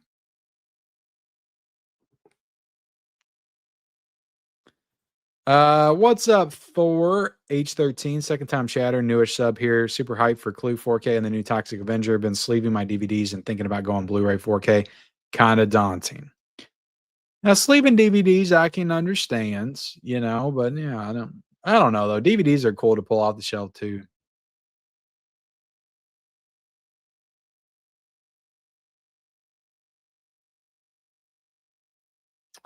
I don't know if I noticed that. Is you saying he had a teardrop tattoo? He was in the first scene and gone the rest of the movie. I don't know if I noticed that. Hubie Halloween is a masterpiece. It's one of Adam Sandler's best films. No joke. My wife wanted to. We watched it back in 2020 when it came out on Netflix, and I didn't like it all that much. She liked it though. We're both kind of Adam Sandler marks. Like we'll forgive him for most of his really shitty stuff and enjoy it on some level. But she said she wanted to watch it like a couple nights ago, and I was like, come on, there's other things to watch than Hubie Halloween. But if it got a nice physical release, if Netflix ever wanted to start a boutique store and put out like a super premium edition of Hubie Halloween on 4K, I would get it. Hell yeah. They could do some really cool artwork for that. Critical Drinker talks about current stuff and he doesn't like current stuff. He likes old stuff. Well, I mean, I get it. Like I've said that before too, but that's kind of a cop out. Like there's a lot of good current stuff you could watch and probably enjoy. He's just choosing to focus on the negative stuff because he's good at shitting on things. And that's his bread and butter. And I get it. You're on YouTube, you're trying to make a living. That's kind of where it's at. But I'm sure that there's stuff that he watches that's current that he likes. He just doesn't talk about it.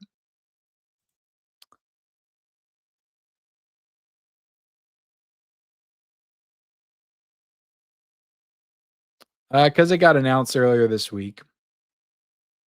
And yeah, it's been a long time coming, as Carrie says. Well, I do have the wig. It's in my closet. Actually, I think it's out there now because I reorganized everything. I could go get it, but that would require me getting up.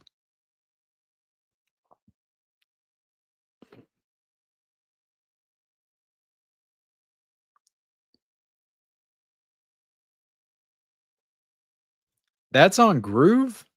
Are you shitting me? I've never seen that on Groove. I do know that they put a lot of Scream Factory stuff on there recently, but I didn't think it was new stuff.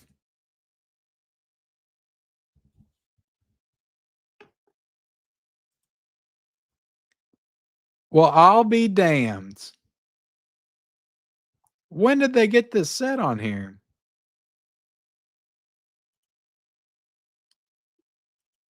Yeah, you're right.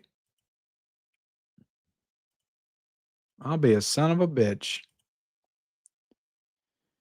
So there you go, guys. If you're willing to pay $150 for it, it's on Groove. So maybe your last chance. I don't know, guys. I don't know. I think Shout will put it back in stock, but it'll be for $120.99. So you're only paying $20 more. And with Groove, you're not going to pay shipping. I mean, you wouldn't pay shipping either for Shout. They would give that to you for over what, $80 spent. Oh my goodness, my neck. That's crazy. I didn't know that was on there. Yeah, I mean that's Fox, so I don't know. Oh, thank you, Lenny.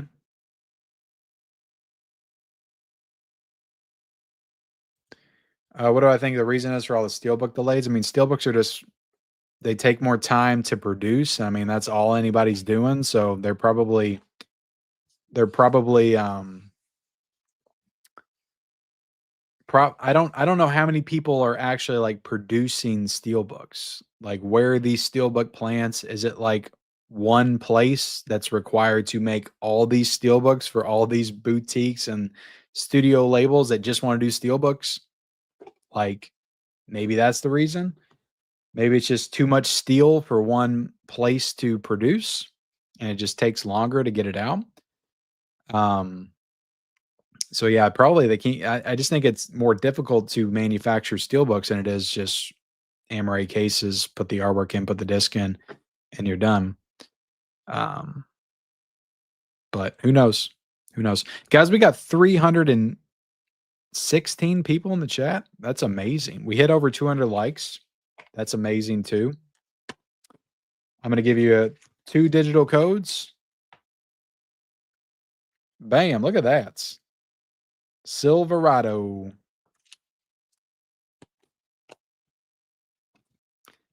Kevin Costner Western. I saw THR, those hacks over at the Hollywood Reporter, put out some kind of article that was basically like a hit piece on Kevin Costner today. And I just want to smack the shit out of them. You don't talk about Kevin Costner, okay? I don't care what that man's done. He's a legend. He is a legend. You leave Kevin Costner alone. He's got more talent in his pinky than all the fuckers over at THR.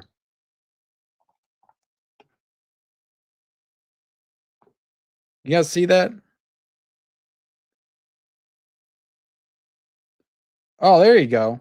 The Quick and the Dead. I'm excited to rewatch this one. It's been 5 years since I watched The Quick and the Dead. I watched it during my Western month. Or no, 3 years. It's been 3 years. Or almost 4. But that was the Blu-ray. I haven't seen this in 4K. I'm excited. And this Steelbook's beautiful. This is gorgeous, guys. Oh my God, it's so nice. The wanted poster. Oh my goodness. I had to get it. I just had to. What a great movie. Yeah, it's October, but we're doing Westerns in October now. All right, guys, since we're at 211 likes, if we hit 250, I'll give away Rocky Horror Picture Show. Why not?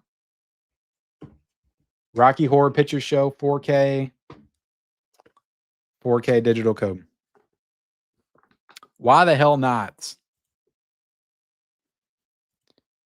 Michael Wright says, I really enjoy your channel. Thanks for doing what you do. Thank you, Michael. I'm glad somebody appreciates it around here. I appreciate you, Michael. Thank you. I'm just joking. I know everybody appreciates it. I say stupid things sometimes, guys. That's what I do. That's me. What do you guys want from me? Oh, and in case I don't see you, good afternoon, good evening, and good night. There's a little gem for you. I'm not leaving, by the way. But in case I don't see you, Michael, good afternoon, good evening, and good night. All right, where are we at? It's a romantic movie. Yeah, I'll try to sell it to her again. I'll try to sell it to her. Yeah, I didn't get that Steelbook. That movie sucks. That movie's terrible. I got the Vestra on Blu-ray, but I mean, I bought it for like $10 back in the day. It was very cheap when it came out. Came out with Little Monsters, I think.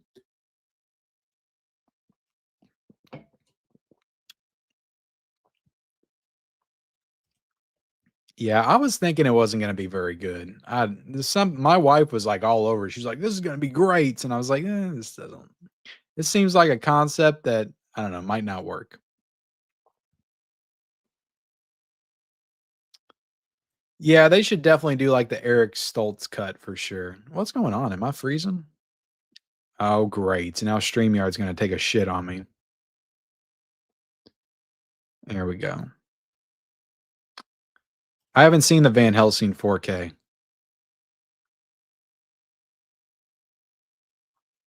Now I got to see if this is matching.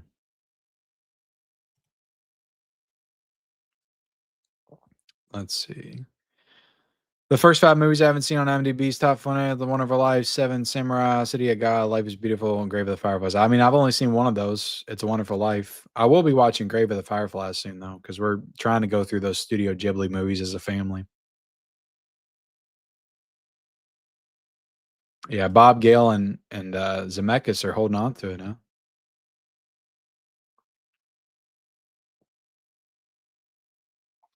Yeah, poor Crispin, poor Crispin. I saw some interviews with him a few years ago, and he's pissed, that they honestly, like, I understand why he was upset, you know. The fact that they basically had a guy dress up like him and like try to be him. So much so that when I was a kid, I thought it was the same guy. For a long time, I thought it was Crispin Glover.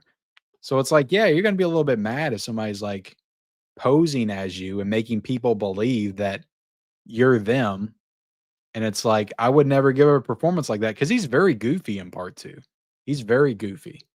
George McFly is very goofy. So I'd be kind of upset about that too, you know.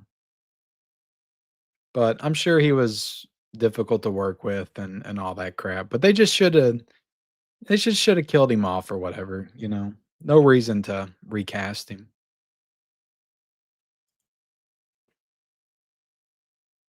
Well, you're right. You're right. Like that's what he says. Uh, okay. Yeah, I'd never seen it. I never seen it.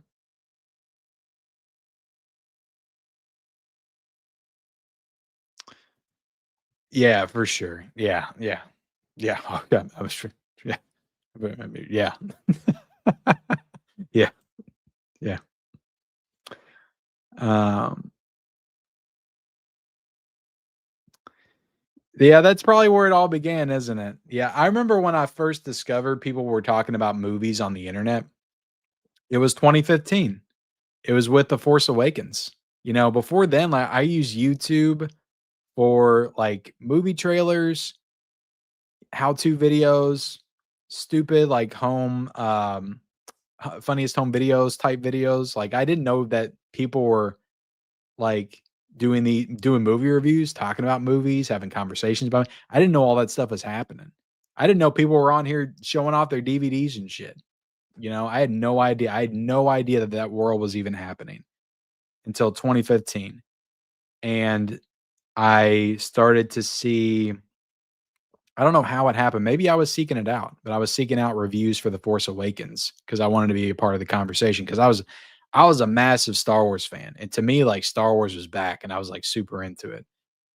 And it seemed like everybody was very positive, in the movie YouTube community when I first got into watching everything. And then yeah, well, The Last Jedi came out and everything shifted. And it did feel like it became a very toxic, negative environment, and everybody kind of thrived on the negativity. And that's when I started to notice a lot of those clickbaity type videos, hate videos, and things like that. Um, yeah, that is really just it's definitely killed film criticism. I feel like I just don't take those people seriously because they never approach anything with any sort of nuance. It always like takes a side. And I'm not saying that you can't have a side, but it's like not everything is woke, not not Not everything is misogynist. Not everything is bad. Not everything is terrible. You don't have to hate on everything. You know, there's usually good in most things that you'll watch, but some people just refuse to acknowledge any of that. And they always want to approach it in the worst possible way. So it's definitely a problem for sure. To everybody on the internet now, it's no updates, Mephisto. I'm sorry. I'm sorry. But it's always like, this is the worst movie of all time. Or then there's the flip side. There's the people that just praise everything and say it's a 10 out of 10, 10 out of 10, 10 out of 10 for every new movie that comes out. 10 out of 10. It's the best movie I've ever seen. Every 2 weeks, it's the best movie I've ever seen. So it's like nobody has any nuance anymore. It's like nobody knows who to believe because you get on the internet and it's like, well, everybody's saying this is one of the best movies of the year. And then you go see it and it's like, oh, it's pretty good. But I was expecting the best movie of the year. So you know what? That movie kind of sucked. It just kills everything, guys. That's why I just like watch reviews because you're just interested in the person and what they have to say about it, but don't like use them to inform whether or not you're going to see it or not. Like if you're interested, then go see it. Like you might feel a certain way about it.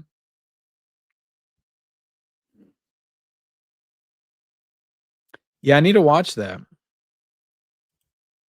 I haven't talked about it yet. I did link a bunch of the sales in my community tab earlier today, so you can check that out. What the hell, Manual? What the hell? You ain't watched The Thing before? Are you freaking kidding me? What? Oh my god. I'm super jealous, so damn, like how was that? Did you love it? You should love it. That's one of the greatest movies ever made. Let me know. No special features, and it's $40.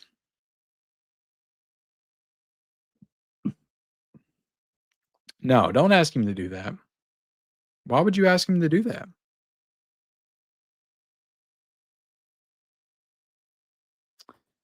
Yeah, I just don't think it's up for pre-order yet. I think next Tuesday you'll see it on Groove, and then you'll see it on Amazon. So, but somebody said they pre-ordered it, so I don't know.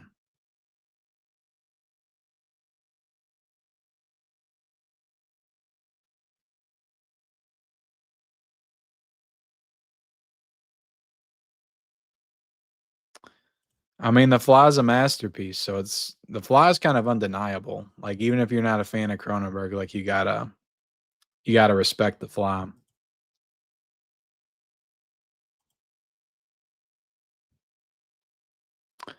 Yeah, I'm looking forward to it. I'm looking forward to it.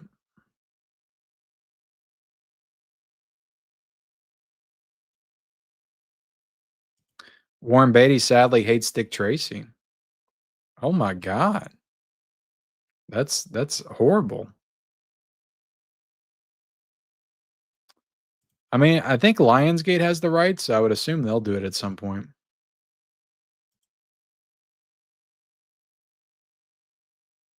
Yeah, I mean, you could argue that Crispin Glover's the main character of Back to the Future. And to most people, that's the best movie of the three. So you could argue that he gives the best performance of the entire trilogy. Personally, I would say it's Michael J. Fox in the first one, and then I would say it's Christopher Lloyd in the third one. Those are the two best performances, in my opinion, of the trilogy. But I think in third, I would give it to Crispin Glover in the first one. But I think the argument can be made that if you made that argument, I wouldn't like disagree with you. I would just be like, yeah, he was great. So I could see that.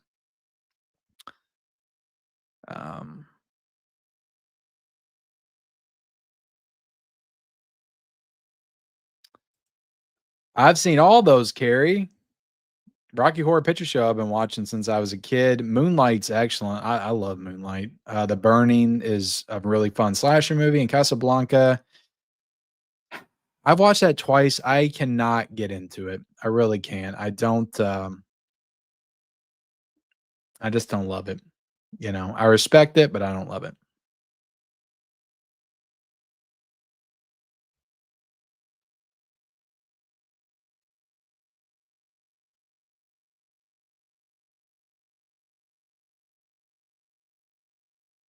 Yep, you should have been there at the forefront, man. Hating on The Last Jedi. That's where the money was.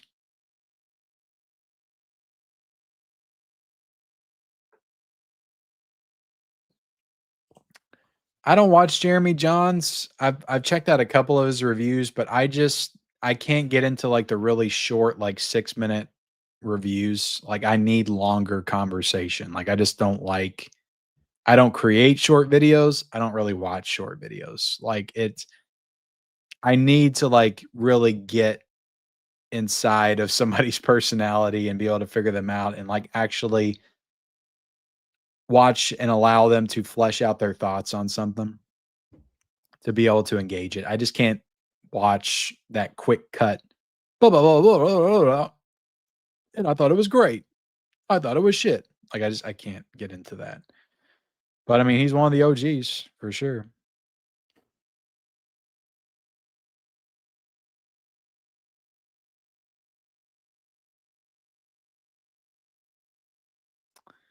Yeah, Thunderbolts is pretty good.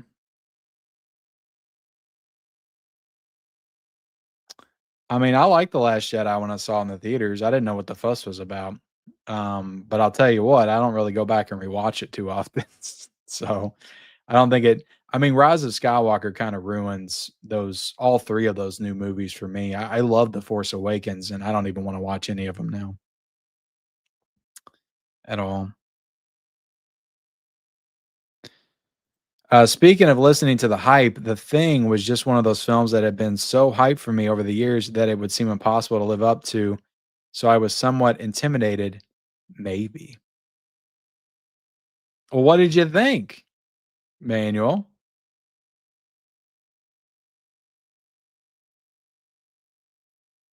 Yeah, that would make a good criterion. Yeah, Biff and Back to the Future 2 is pretty good. Do it, Ben. I'm gonna go in and get some more stuff from Screen Factory. What do we got? Like 3 days or something?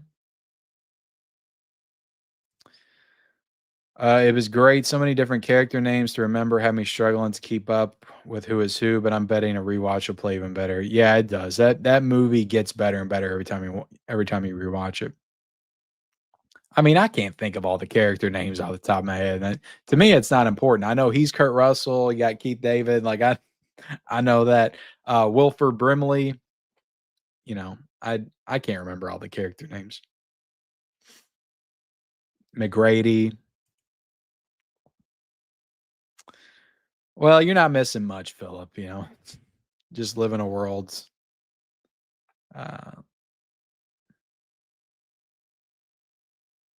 Just live in a world without the song. Yeah, I don't really watch that. I've heard of him, but I don't really watch him, so I can't speak on him. You know, he might approach things from a nuanced perspective.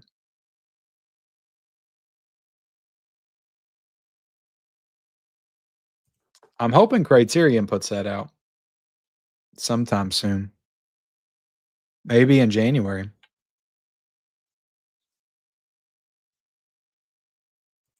Yeah, they probably did.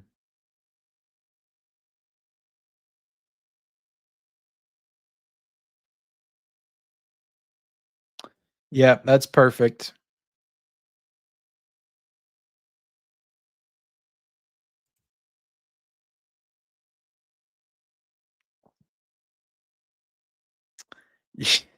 That sucks, man. I carried the tradition to Rise of Skywalker. I mean, that was the last movie they released, so it was important in that you were suspecting this character, that character, this character was doing this, so he must be suspicious. Yeah, yeah, for sure. Yeah. Yeah.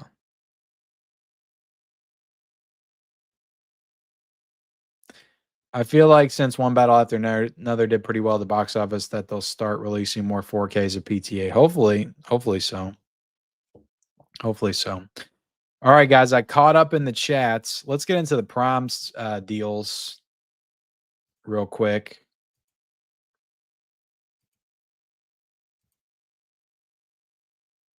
And then if you guys want me to rank the Friday the 13th and Nightmare movies, let me know in the chat. If I get enough people that say yay instead of nay, I'll do it. If not, then I'll just go to bed. Can you guys see that? This is the 4Ks. This is the most recent 4Ks. Let's do the lowest prices.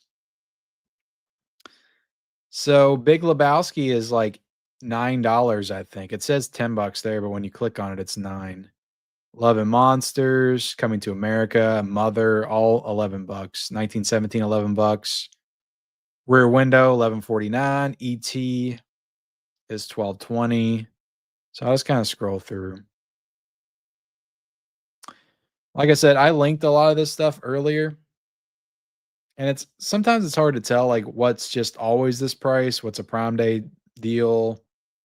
A lot of the Paramount titles have been on sale for like a couple weeks now. And a lot of the Scream Factory stuff too. Like Gladiator, Clueless, Transformers, Turtles, like all this stuff's been on sale. But let me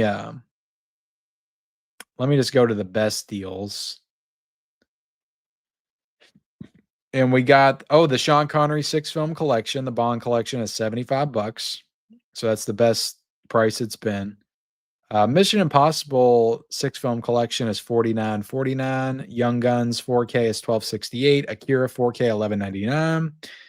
I think that 7, when you click on it, it's like $18, not $20.39. But I mean, there's nothing like super fantastic here. There is a buy 2 get 1 free sale going on right now. I linked it in my community tab last week. Or no, it was like 2 days ago or something. So you can check out my community tab, and the deals I posted today that were worth a damn are in there, and also the buy 2 get 1 free is a couple days ago I posted that. So you can check out the links for those sales. But yeah, it's there's some good stuff. $71, yeah, for the Connery set. That's a good price. I mean, that's 6 4Ks in that set, and they're all great. And you got all the past features included. Now, I do think it could maybe get lower at some point. Like I think come Black Friday, you can maybe see it at like 50 or 60. So definitely keep that in mind. But yeah, there's some decent deals. I don't know if they just started Prime Day like early. Like usually, I thought it started in November. They would start doing the Prime deals, but I guess they're starting in October now. It's hard to keep up. Amazon's always doing deals anyway, so it's like Prime Day. What's a Prime Day? What's a regular deal? All that stuff. You never really know. But that's it. Let's see. All right, who wants me to do the rankings? Jordo wants a ranking. Saw 1 is worth a watch, I think, just for the ending. Yes, yeah, yay, rank them. It won't take me very long to rank them. I'm not going to be like super detailed about it. But, after watching the Nightmare movies again, and I've rewatched most of the Friday films in the past like year or two, I think there's some updates to be made, because I think I ranked Nightmare maybe last year or maybe like 2 years ago. But there's definitely some updates, All right, people seem to want the ranking. So let me take a drink. No, you missed nothing good. I've been doing 2 hours of bullshit, But that's usually the live stream, I can't do Twilight. I've only seen the first one and parts of the second one. My wife saw them all in theaters, but I did not see them with her. She took her brother, thank God. Yeah, Rocky Horror 4K giveaway when we hit 250 likes, so we're still 19 away. There's 274 people in the chat. There's more than enough to hit 250 likes. Still people out there that haven't hit the like button yet. All right, let's do it, guys. I got my letterboxes. My letterboxes is up. That's what we're going to do the ranking on.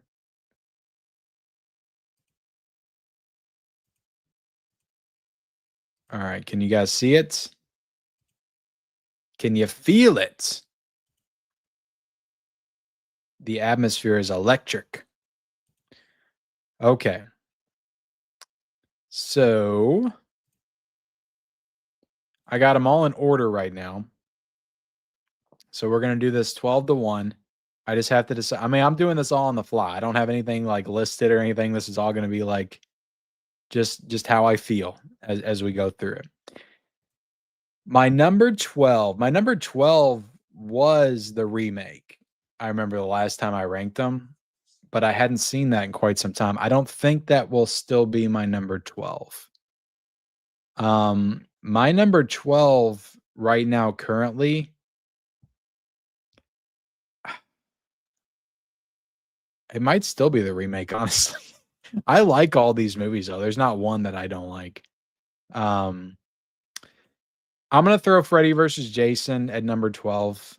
I like Freddy versus Jason, but it's not as great as I remembered when I saw it in the theaters back in the day. I'll just say that. It's fun though. It's fun. And then the remake, I'll keep the remake at number 11. That's a good spot for it, I think. Then I'm gonna shit. See, I think I had Jason Lives at like number 10 last time. I rewatched Jason Lives like in the last year, and I'm warming up to that one. I loved it as a kid, and I grew out of love with it as an adult. It just feels a little bit too kiddie to me, and it's very tame. It doesn't have a lot of blood and guts and gore, and there's no nudity. I mean, there's sexual stuff, but there's no nudity. But I don't know, it's kind of just a lot of fun.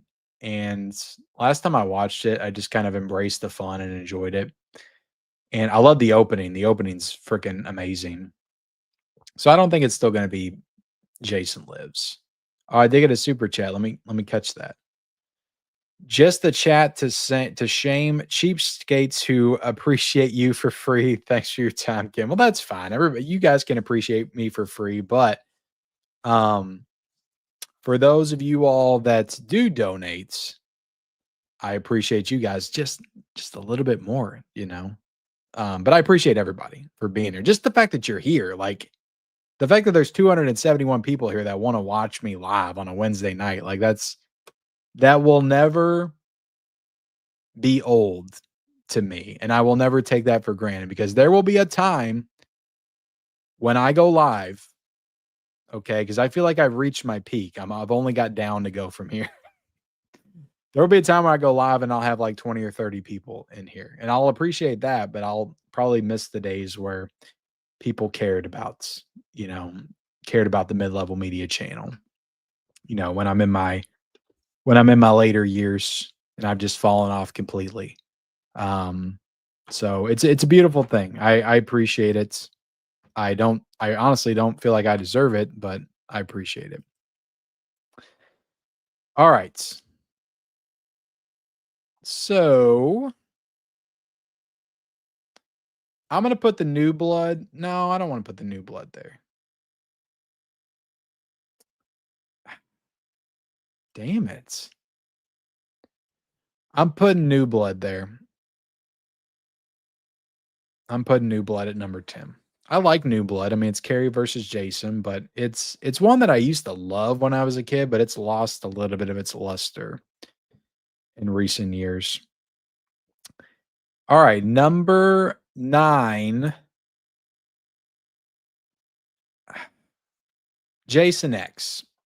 Number 9 is Jason X. I freaking love Jason X. I think it's so much fun.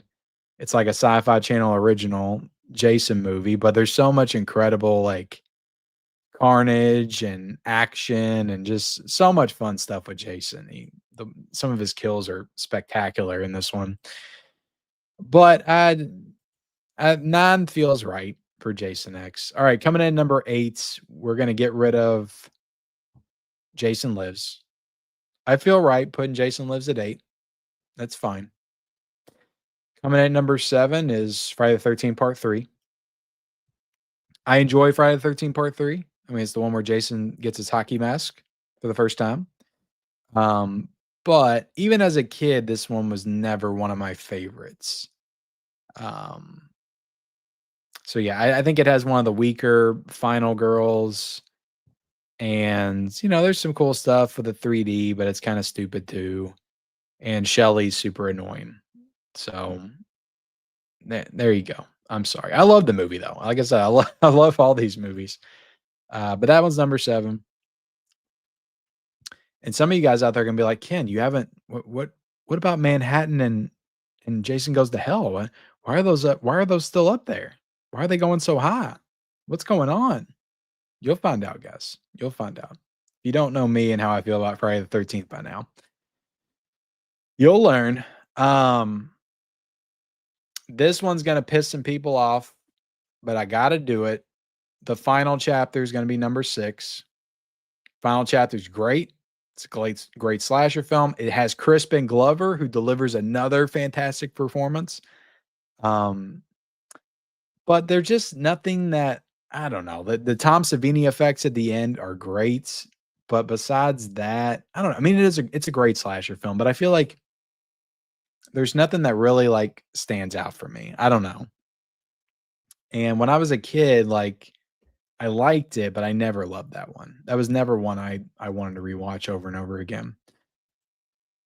So the final chat, but I recognize it's a fan favorite. It's a great slasher movie. I get it.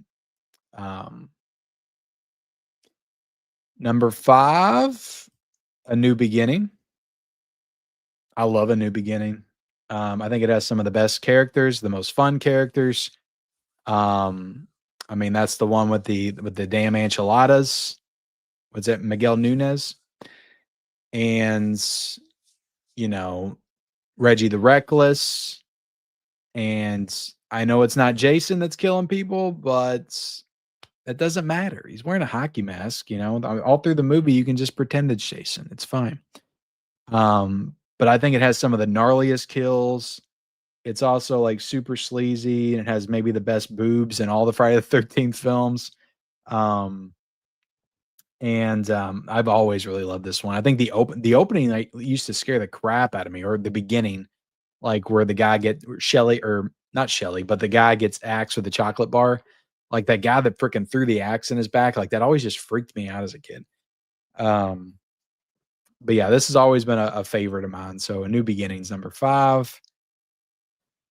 Number 4 is tricky, but I gotta go Manhattan. And that's one of the big changes, because Manhattan used to be top 3 for me, but I love Manhattan. I love everything about it. I love the boat ride. I think it's super claustrophobic. Everybody's always like, oh, this movie sucks because he's not in Manhattan the whole time. Well, it's about the journey, guys. He's got to get there somehow. Okay. They got to show that. He can't just show up in Manhattan one day. So I love the boat ride or the cruise, because it's very claustrophobic. There's no way out. Like, I think that creates a very unique atmosphere and also a very unique setting for the franchise, because usually they're at camp and they can just drive away, or they can run away in the woods. They never get away, but they can run away. They have opportunity to. But on the boat, like they're stuck. Like they got to deal with Jason on the boat. And then after that, you have the cherry on top, which is the Manhattan stuff. And there's still like 40 minutes of the movie that takes place in Manhattan. And it's all great stuff. I mean, you got the boxer kill and everything in Manhattan. Just seeing Jason like with Times Square behind him, like this movie to me has always been one of the best. And it's the one that I wanted to rewatch the most when I was a kid. So that's number 4. Coming in at number 3 is the original Friday the 13th. I love this movie. I love it more and more every single time I watch it. It keeps moving up. I think this has maybe the best like scary, creepy atmosphere of all the Friday movies. And I just love it. So I think it's a pretty perfect horror movie from top to bottom. But not perfect enough for number 1, because we haven't got there yet. But I will say this is my ranking, because Jason Goes to Hell is number 2. You guys know how I feel about Jason Goes to Hell. I reviewed the damn 4K, and I expressed my passion and love for the movie and the reasons why. So go check out that review. And then Friday the 13th Part 2 is just the best.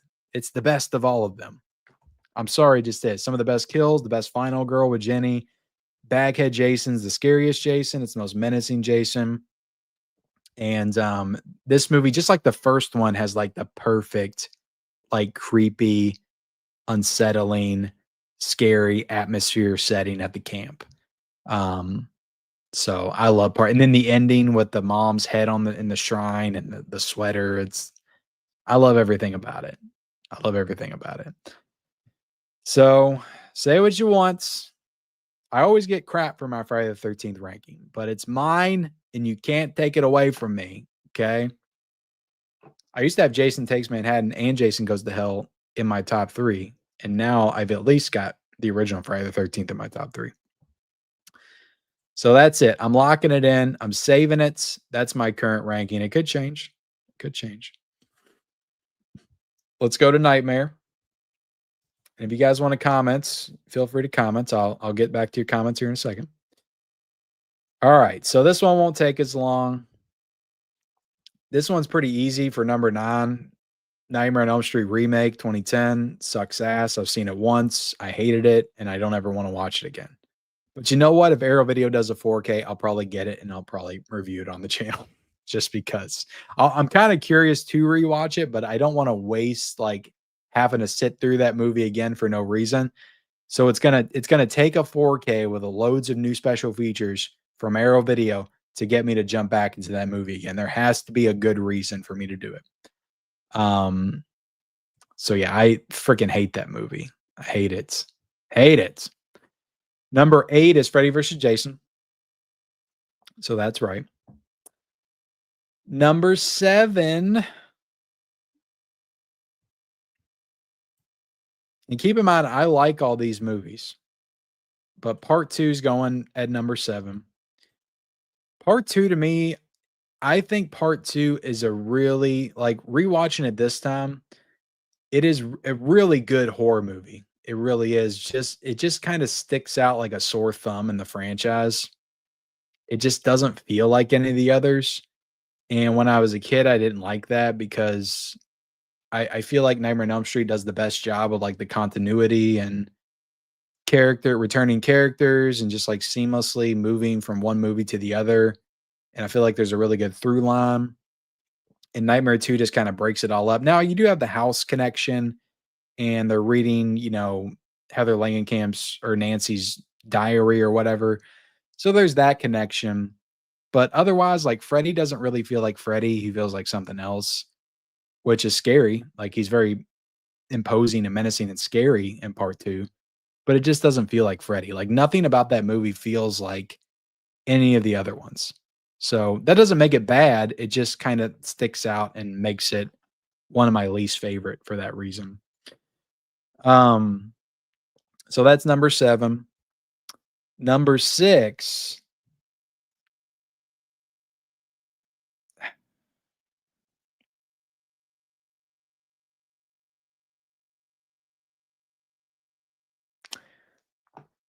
I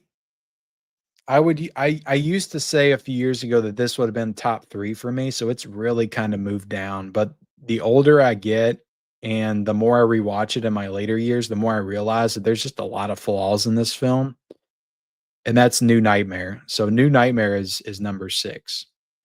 And I do like the look of Freddy. I like how scary he looks in this one. But there's just some really goofy things about this, and there's some things that just don't make sense at all, just from a logical standpoint.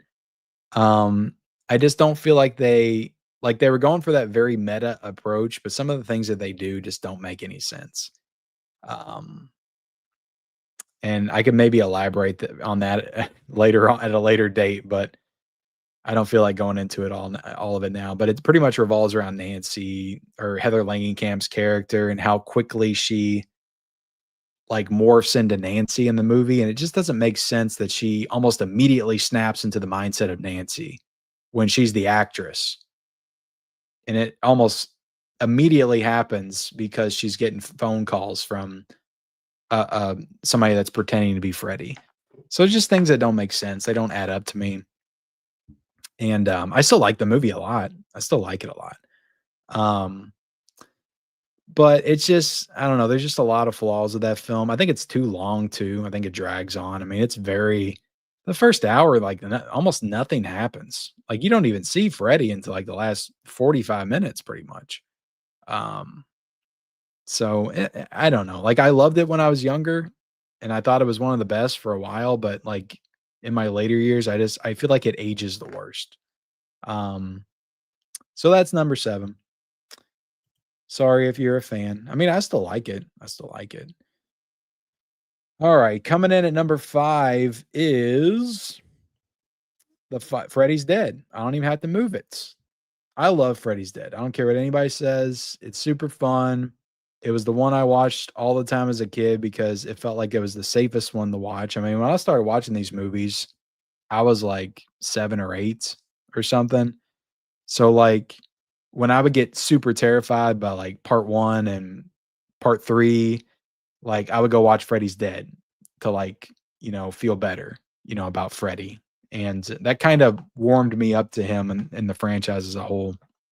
So I've just always been very nostalgic about Freddy's Dead, and I've always loved the movie. And even as an adult, I just think it's super fun. I think Robert's having the time of his life as Freddy in the movie. His one-liners are great. Um, it's got some fun kill sequences and things. And I like the story. I don't think it's executed the best, but I like the story a lot in that one. So yeah, Freddy's Dead's it's a winner as far as it's number 5 on my list. A lot of people would put that at number 8. I wouldn't do that. I wouldn't. I love Freddy's Dead. All right, number 4 is Dream Child. I love the entire Dream trilogy, Dream Warriors, Dream Master, Dream Child. But Dream Child is probably my least favorite of the 3. I do think Dream Child is severely underrated. As far as like the kill sequences, I feel like in this movie has like some of the best, most elaborate death sequences in the entire franchise. And I don't think it gets appreciated for that enough. Some of the most creative kills are in Dream Child. With the Super Freddy, the Gretchen kill where she's like feeding herself to herself, or he's feeding her to herself. The bike kill, the Dan kill at the beginning, freaking awesome, especially the uncut version. So I love Dream Child. It gets a little bogged down with the kid and stuff towards the end, kind of silly, but I still love the movie. Number 3, this is where I'll probably lose some people, but I gotta go Dream Warriors, baby. Dream Warriors is fantastic. You know what? I feel like I've got a little bit of a chip on my shoulder when it comes to Dream Warriors because there's so many people that will say 3's the best. Dream Warriors is the best, and it's not even close. That's the best of the franchise. Like, there's so many people that want to hype up Dream Warriors and say it's the best. And I'm like, you know what? There's other movies in that franchise I like better. But rewatching it this time in stunning 4K with HDR, oh my God, it looks so good. I feel like this is the first time I sat down and watched it. Like I watched it a few years ago, but I feel like this is the first time I sat down and like just really watched it and engaged with it. And I'm like, damn, this movie really is that fucking good. Like it really is a great Nightmare on Elm Street film. It's got great kills, set piece moments too. They're not as elaborate as part 5, but they're great kill sequences, the puppet kill, the puppeteering kill, Welcome to Primetime, bitch. Like there's so many great kills in part 3. And I love part 3. I think it's great. My only issue with the movie is there's such an emphasis on the Dream Warriors, and it really kind of feels like it's building up to like X-Men versus Freddy, and they don't deliver on that at all. They really don't. So that's my only problem with it. I wish they would have gave the Dream Warriors a little bit more offense towards Freddy. They give him a little bit, but they could have gave him just a little bit more, I think. But Dream Warriors is great. I think it's great. I'm not going to hate on it anymore. It's not my favorites. I do love it. I think it's freaking awesome. And the Dokken soundtrack is incredible as well. But coming in number 2 is Nightmare on Elm Street 4, The Dream Master. I don't even have to do too much manipulation here, guys. The Dream Master I've always loved. This was, when I was a kid, this was my favorite. It was probably the one I rewatched the most. I like rewatching it now. Like I remember like almost every line of dialogue. Like as they're talking, I remember everything. And it's just, I love this movie. I think it's also a little bit underrated as well. And I just love how it's a direct continuation from 3, and you got the same characters that come back. Yeah, Tuesday Night's replacing Patricia Arquette, but they're the same characters. I think the opening, I love the opening with the music, the Tuesday Night song, and drawing on the sidewalk, and it all just is so nostalgic for me. And I think it's also got some creative kills visually. It's just really visually stunning. Although I knew this one was going to really pop in 4K. A lot of it's outdoors and that beach sequence. And I love Alice. I just think that Alice is the best final girl in the entire franchise. And I love that because she's actually built up to be the badass Dream Warrior. Like she fulfills all the promise of what Dream Warriors was supposed to be, I feel like. And it all just kind of goes into her because she collects everybody's abilities and powers. So that's what I always loved about Nightmare is the fact that it just felt like it did a really good job at building the worlds and fleshing out the characters and just really like giving you some lore to dig into. Like not a lot of the other horror franchises do that and do it quite as well as Nightmare. But I love the world building. I love the lore. I love the characters, and this movie to me has got some of the best characters. So yeah, Dream Master is my second favorite. And then number 1 will probably always be the first one, but I will say there's going to be a time where I may just admit to myself, Dream Master's always been my favorite, and it still is. So I may at some point move Dream Master to number 1.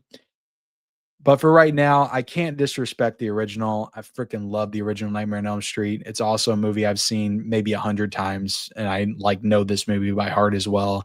And it also has some of the best kills. And I do think it's where Freddy is genuinely the most scary, and it establishes everything. And to me, it's just one of the best horror films ever made.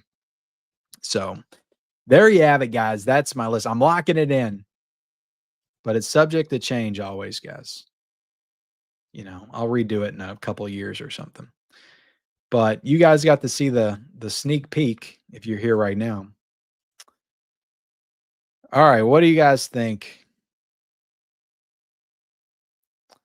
I'll take tips, I'll take donations, you know, whatever. Whatever you guys want to give. I'll take compliments as well. That's sometimes that's worth even more than $5 or $10.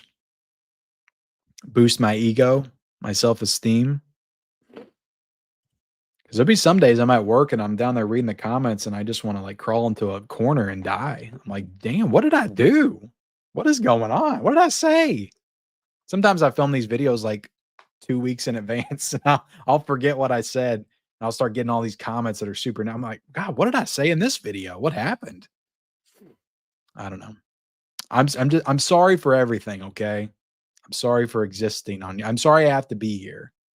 I apologize.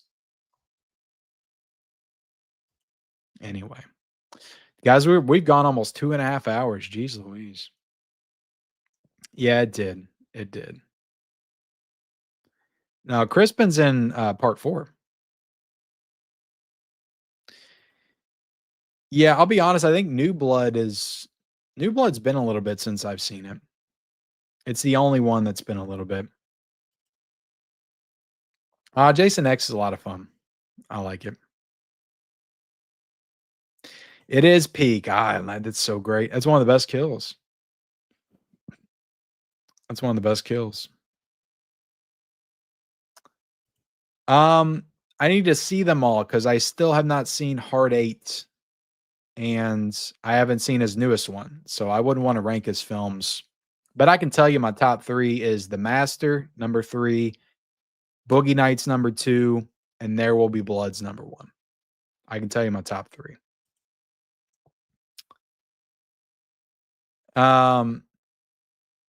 7 was ridiculous. The scene where he gets a house. Is that Friday the 13th or is that New Nightmare? I think you're talking about Friday the 13th. Yeah, I mean, I get it. I get it if you think it's garbage.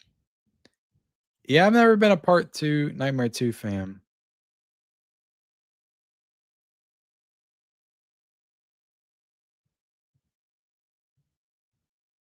Jason Goes to Toronto. Yep. Yeah, well, you're like me then. Yeah, those are in my top 4. I love 2 and 8. I love 2 and 8. But I'm a weird one because Jason Goes to Hell, guys. Like I go hard for that movie. I fucking love it. I love that movie so much. It's so cool. Every time I watch it, I'm like, why do people not like this? This is so awesome. Like I love that movie.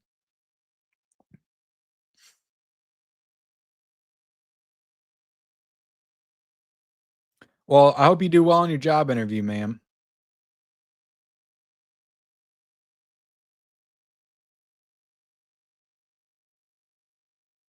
Oh, I'm sorry. Hopefully I came back. I hope I didn't do my entire ranking froze. Yeah, just go into 8 with an open mind. I mean, it changes the scenery, changes the setting. Like to me, it was a breath of fresh air for the franchise at the time. Exactly. Exactly. You know, sometimes it's about the journey, guys. That's the fun of it.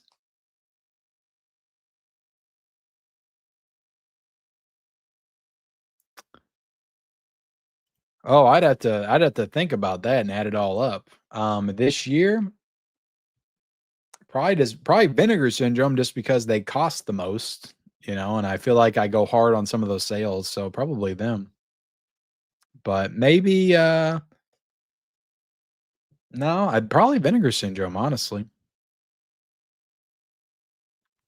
Hell yeah.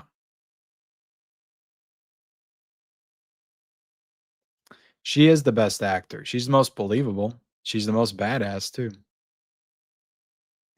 Yeah, 6. I'm warming up to 6. I'm warming up to it. Okay. I had that like number 10 or 11 last time I ranked them. So I moved it up. I moved it up.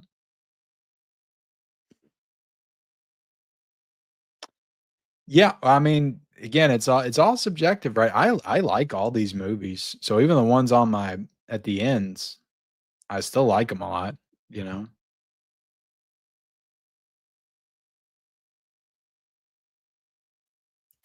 Oh, nice. Yeah, I mean, I like part 3. Don't get me wrong. But I have to have reasons for why I'm ranking ones over the others. Yeah, it's terrible.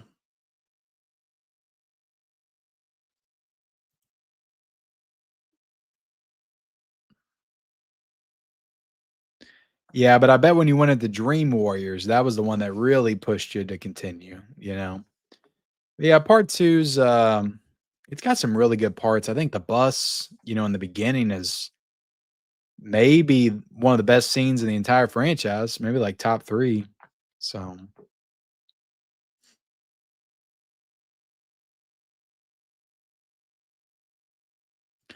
I feel like I'm losing control.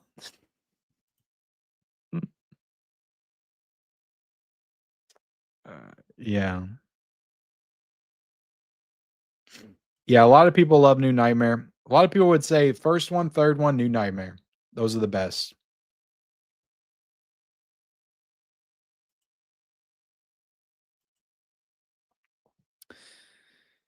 Yeah, I just didn't think it needed to be that long.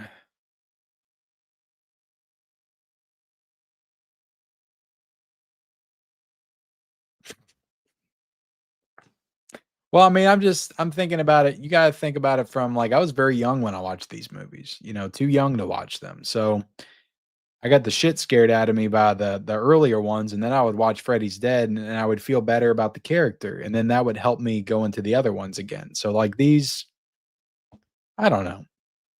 These things are you gotta have, like, your gateway horror, right, to kinda ease yourself into, especially when you're watching at a very young age. And Freddy's Dead was that kinda gateway horror for me. I'll check it out, man. Yeah, hopefully they get the same treatment as well. Yeah, I mean, I didn't watch them till the '90s. Yep, it is.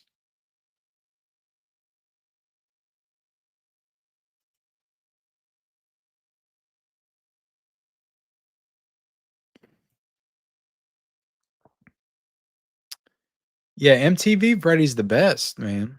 Come on, I mean, Dream Master, what didn't that one make the most of the box office? Like, that was the most successful one.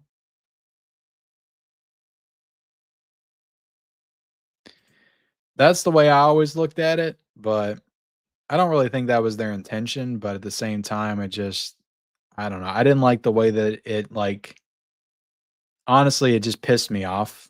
It just pissed me off when he came into the real world and started killing people. It really did. I always hated that part. Like, it's a cool scene, but I got so freaking upset by that by that scene as a kid, and it still upsets me. I'm like, "Why is he in the real world? You can't do that unless somebody pulls you out." But I get it. He was possessing Jesse, and then that's another whole thing. Like, he doesn't possess people. That's not what he does. It just uh now rank all your number ones: Halloween 2, Friday the 13th Part 2, and Nightmare on Elm Street. That's tough. That's tough. Um, all right. This I mean, I love them all, but Friday the 13th Part 2 is my number 3. Halloween 2 is my number 2, and Nightmare on Elm Street is my number 1. I'll say that. Just because I have to, because 'cause you're making me. Thank you, Manuel. I appreciate the super chat. Let me give you a super clip.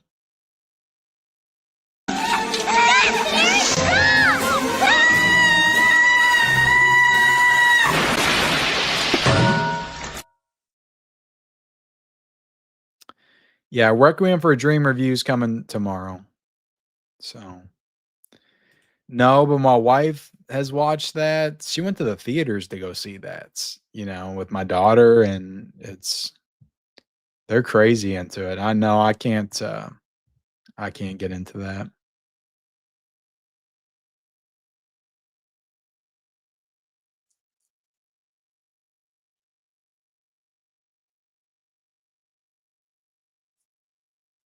No, I never got it. I got the regular Steelbook and I got the regular 4K, but I didn't get the Steelbook set, and I'm fine with that. Yeah, I need to watch Never Sleep Again. I need to own it, actually.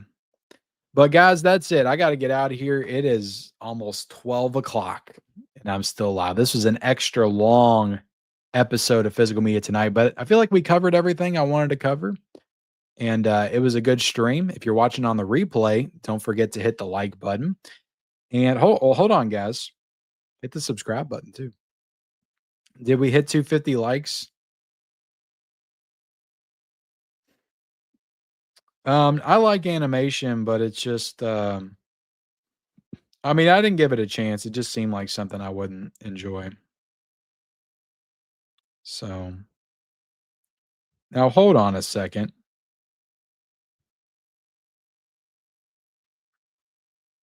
Why is it saying I've got less likes now than I did earlier? Like, it's saying I have 190 likes. Is that right? What are you guys seeing?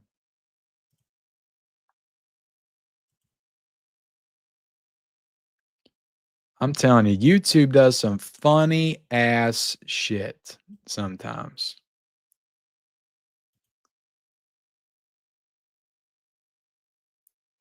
Yeah, at one point it said I had 230 likes, and now it's like dropping. Maybe people are unliking.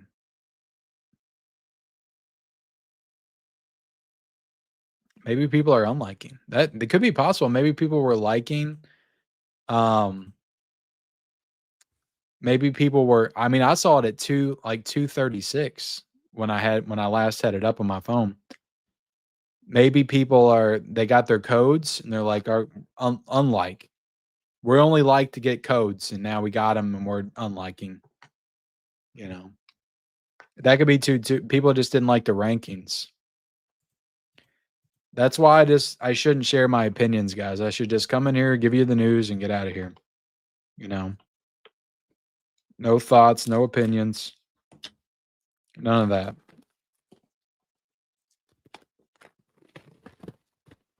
Just gonna give it to you in a straightforward way.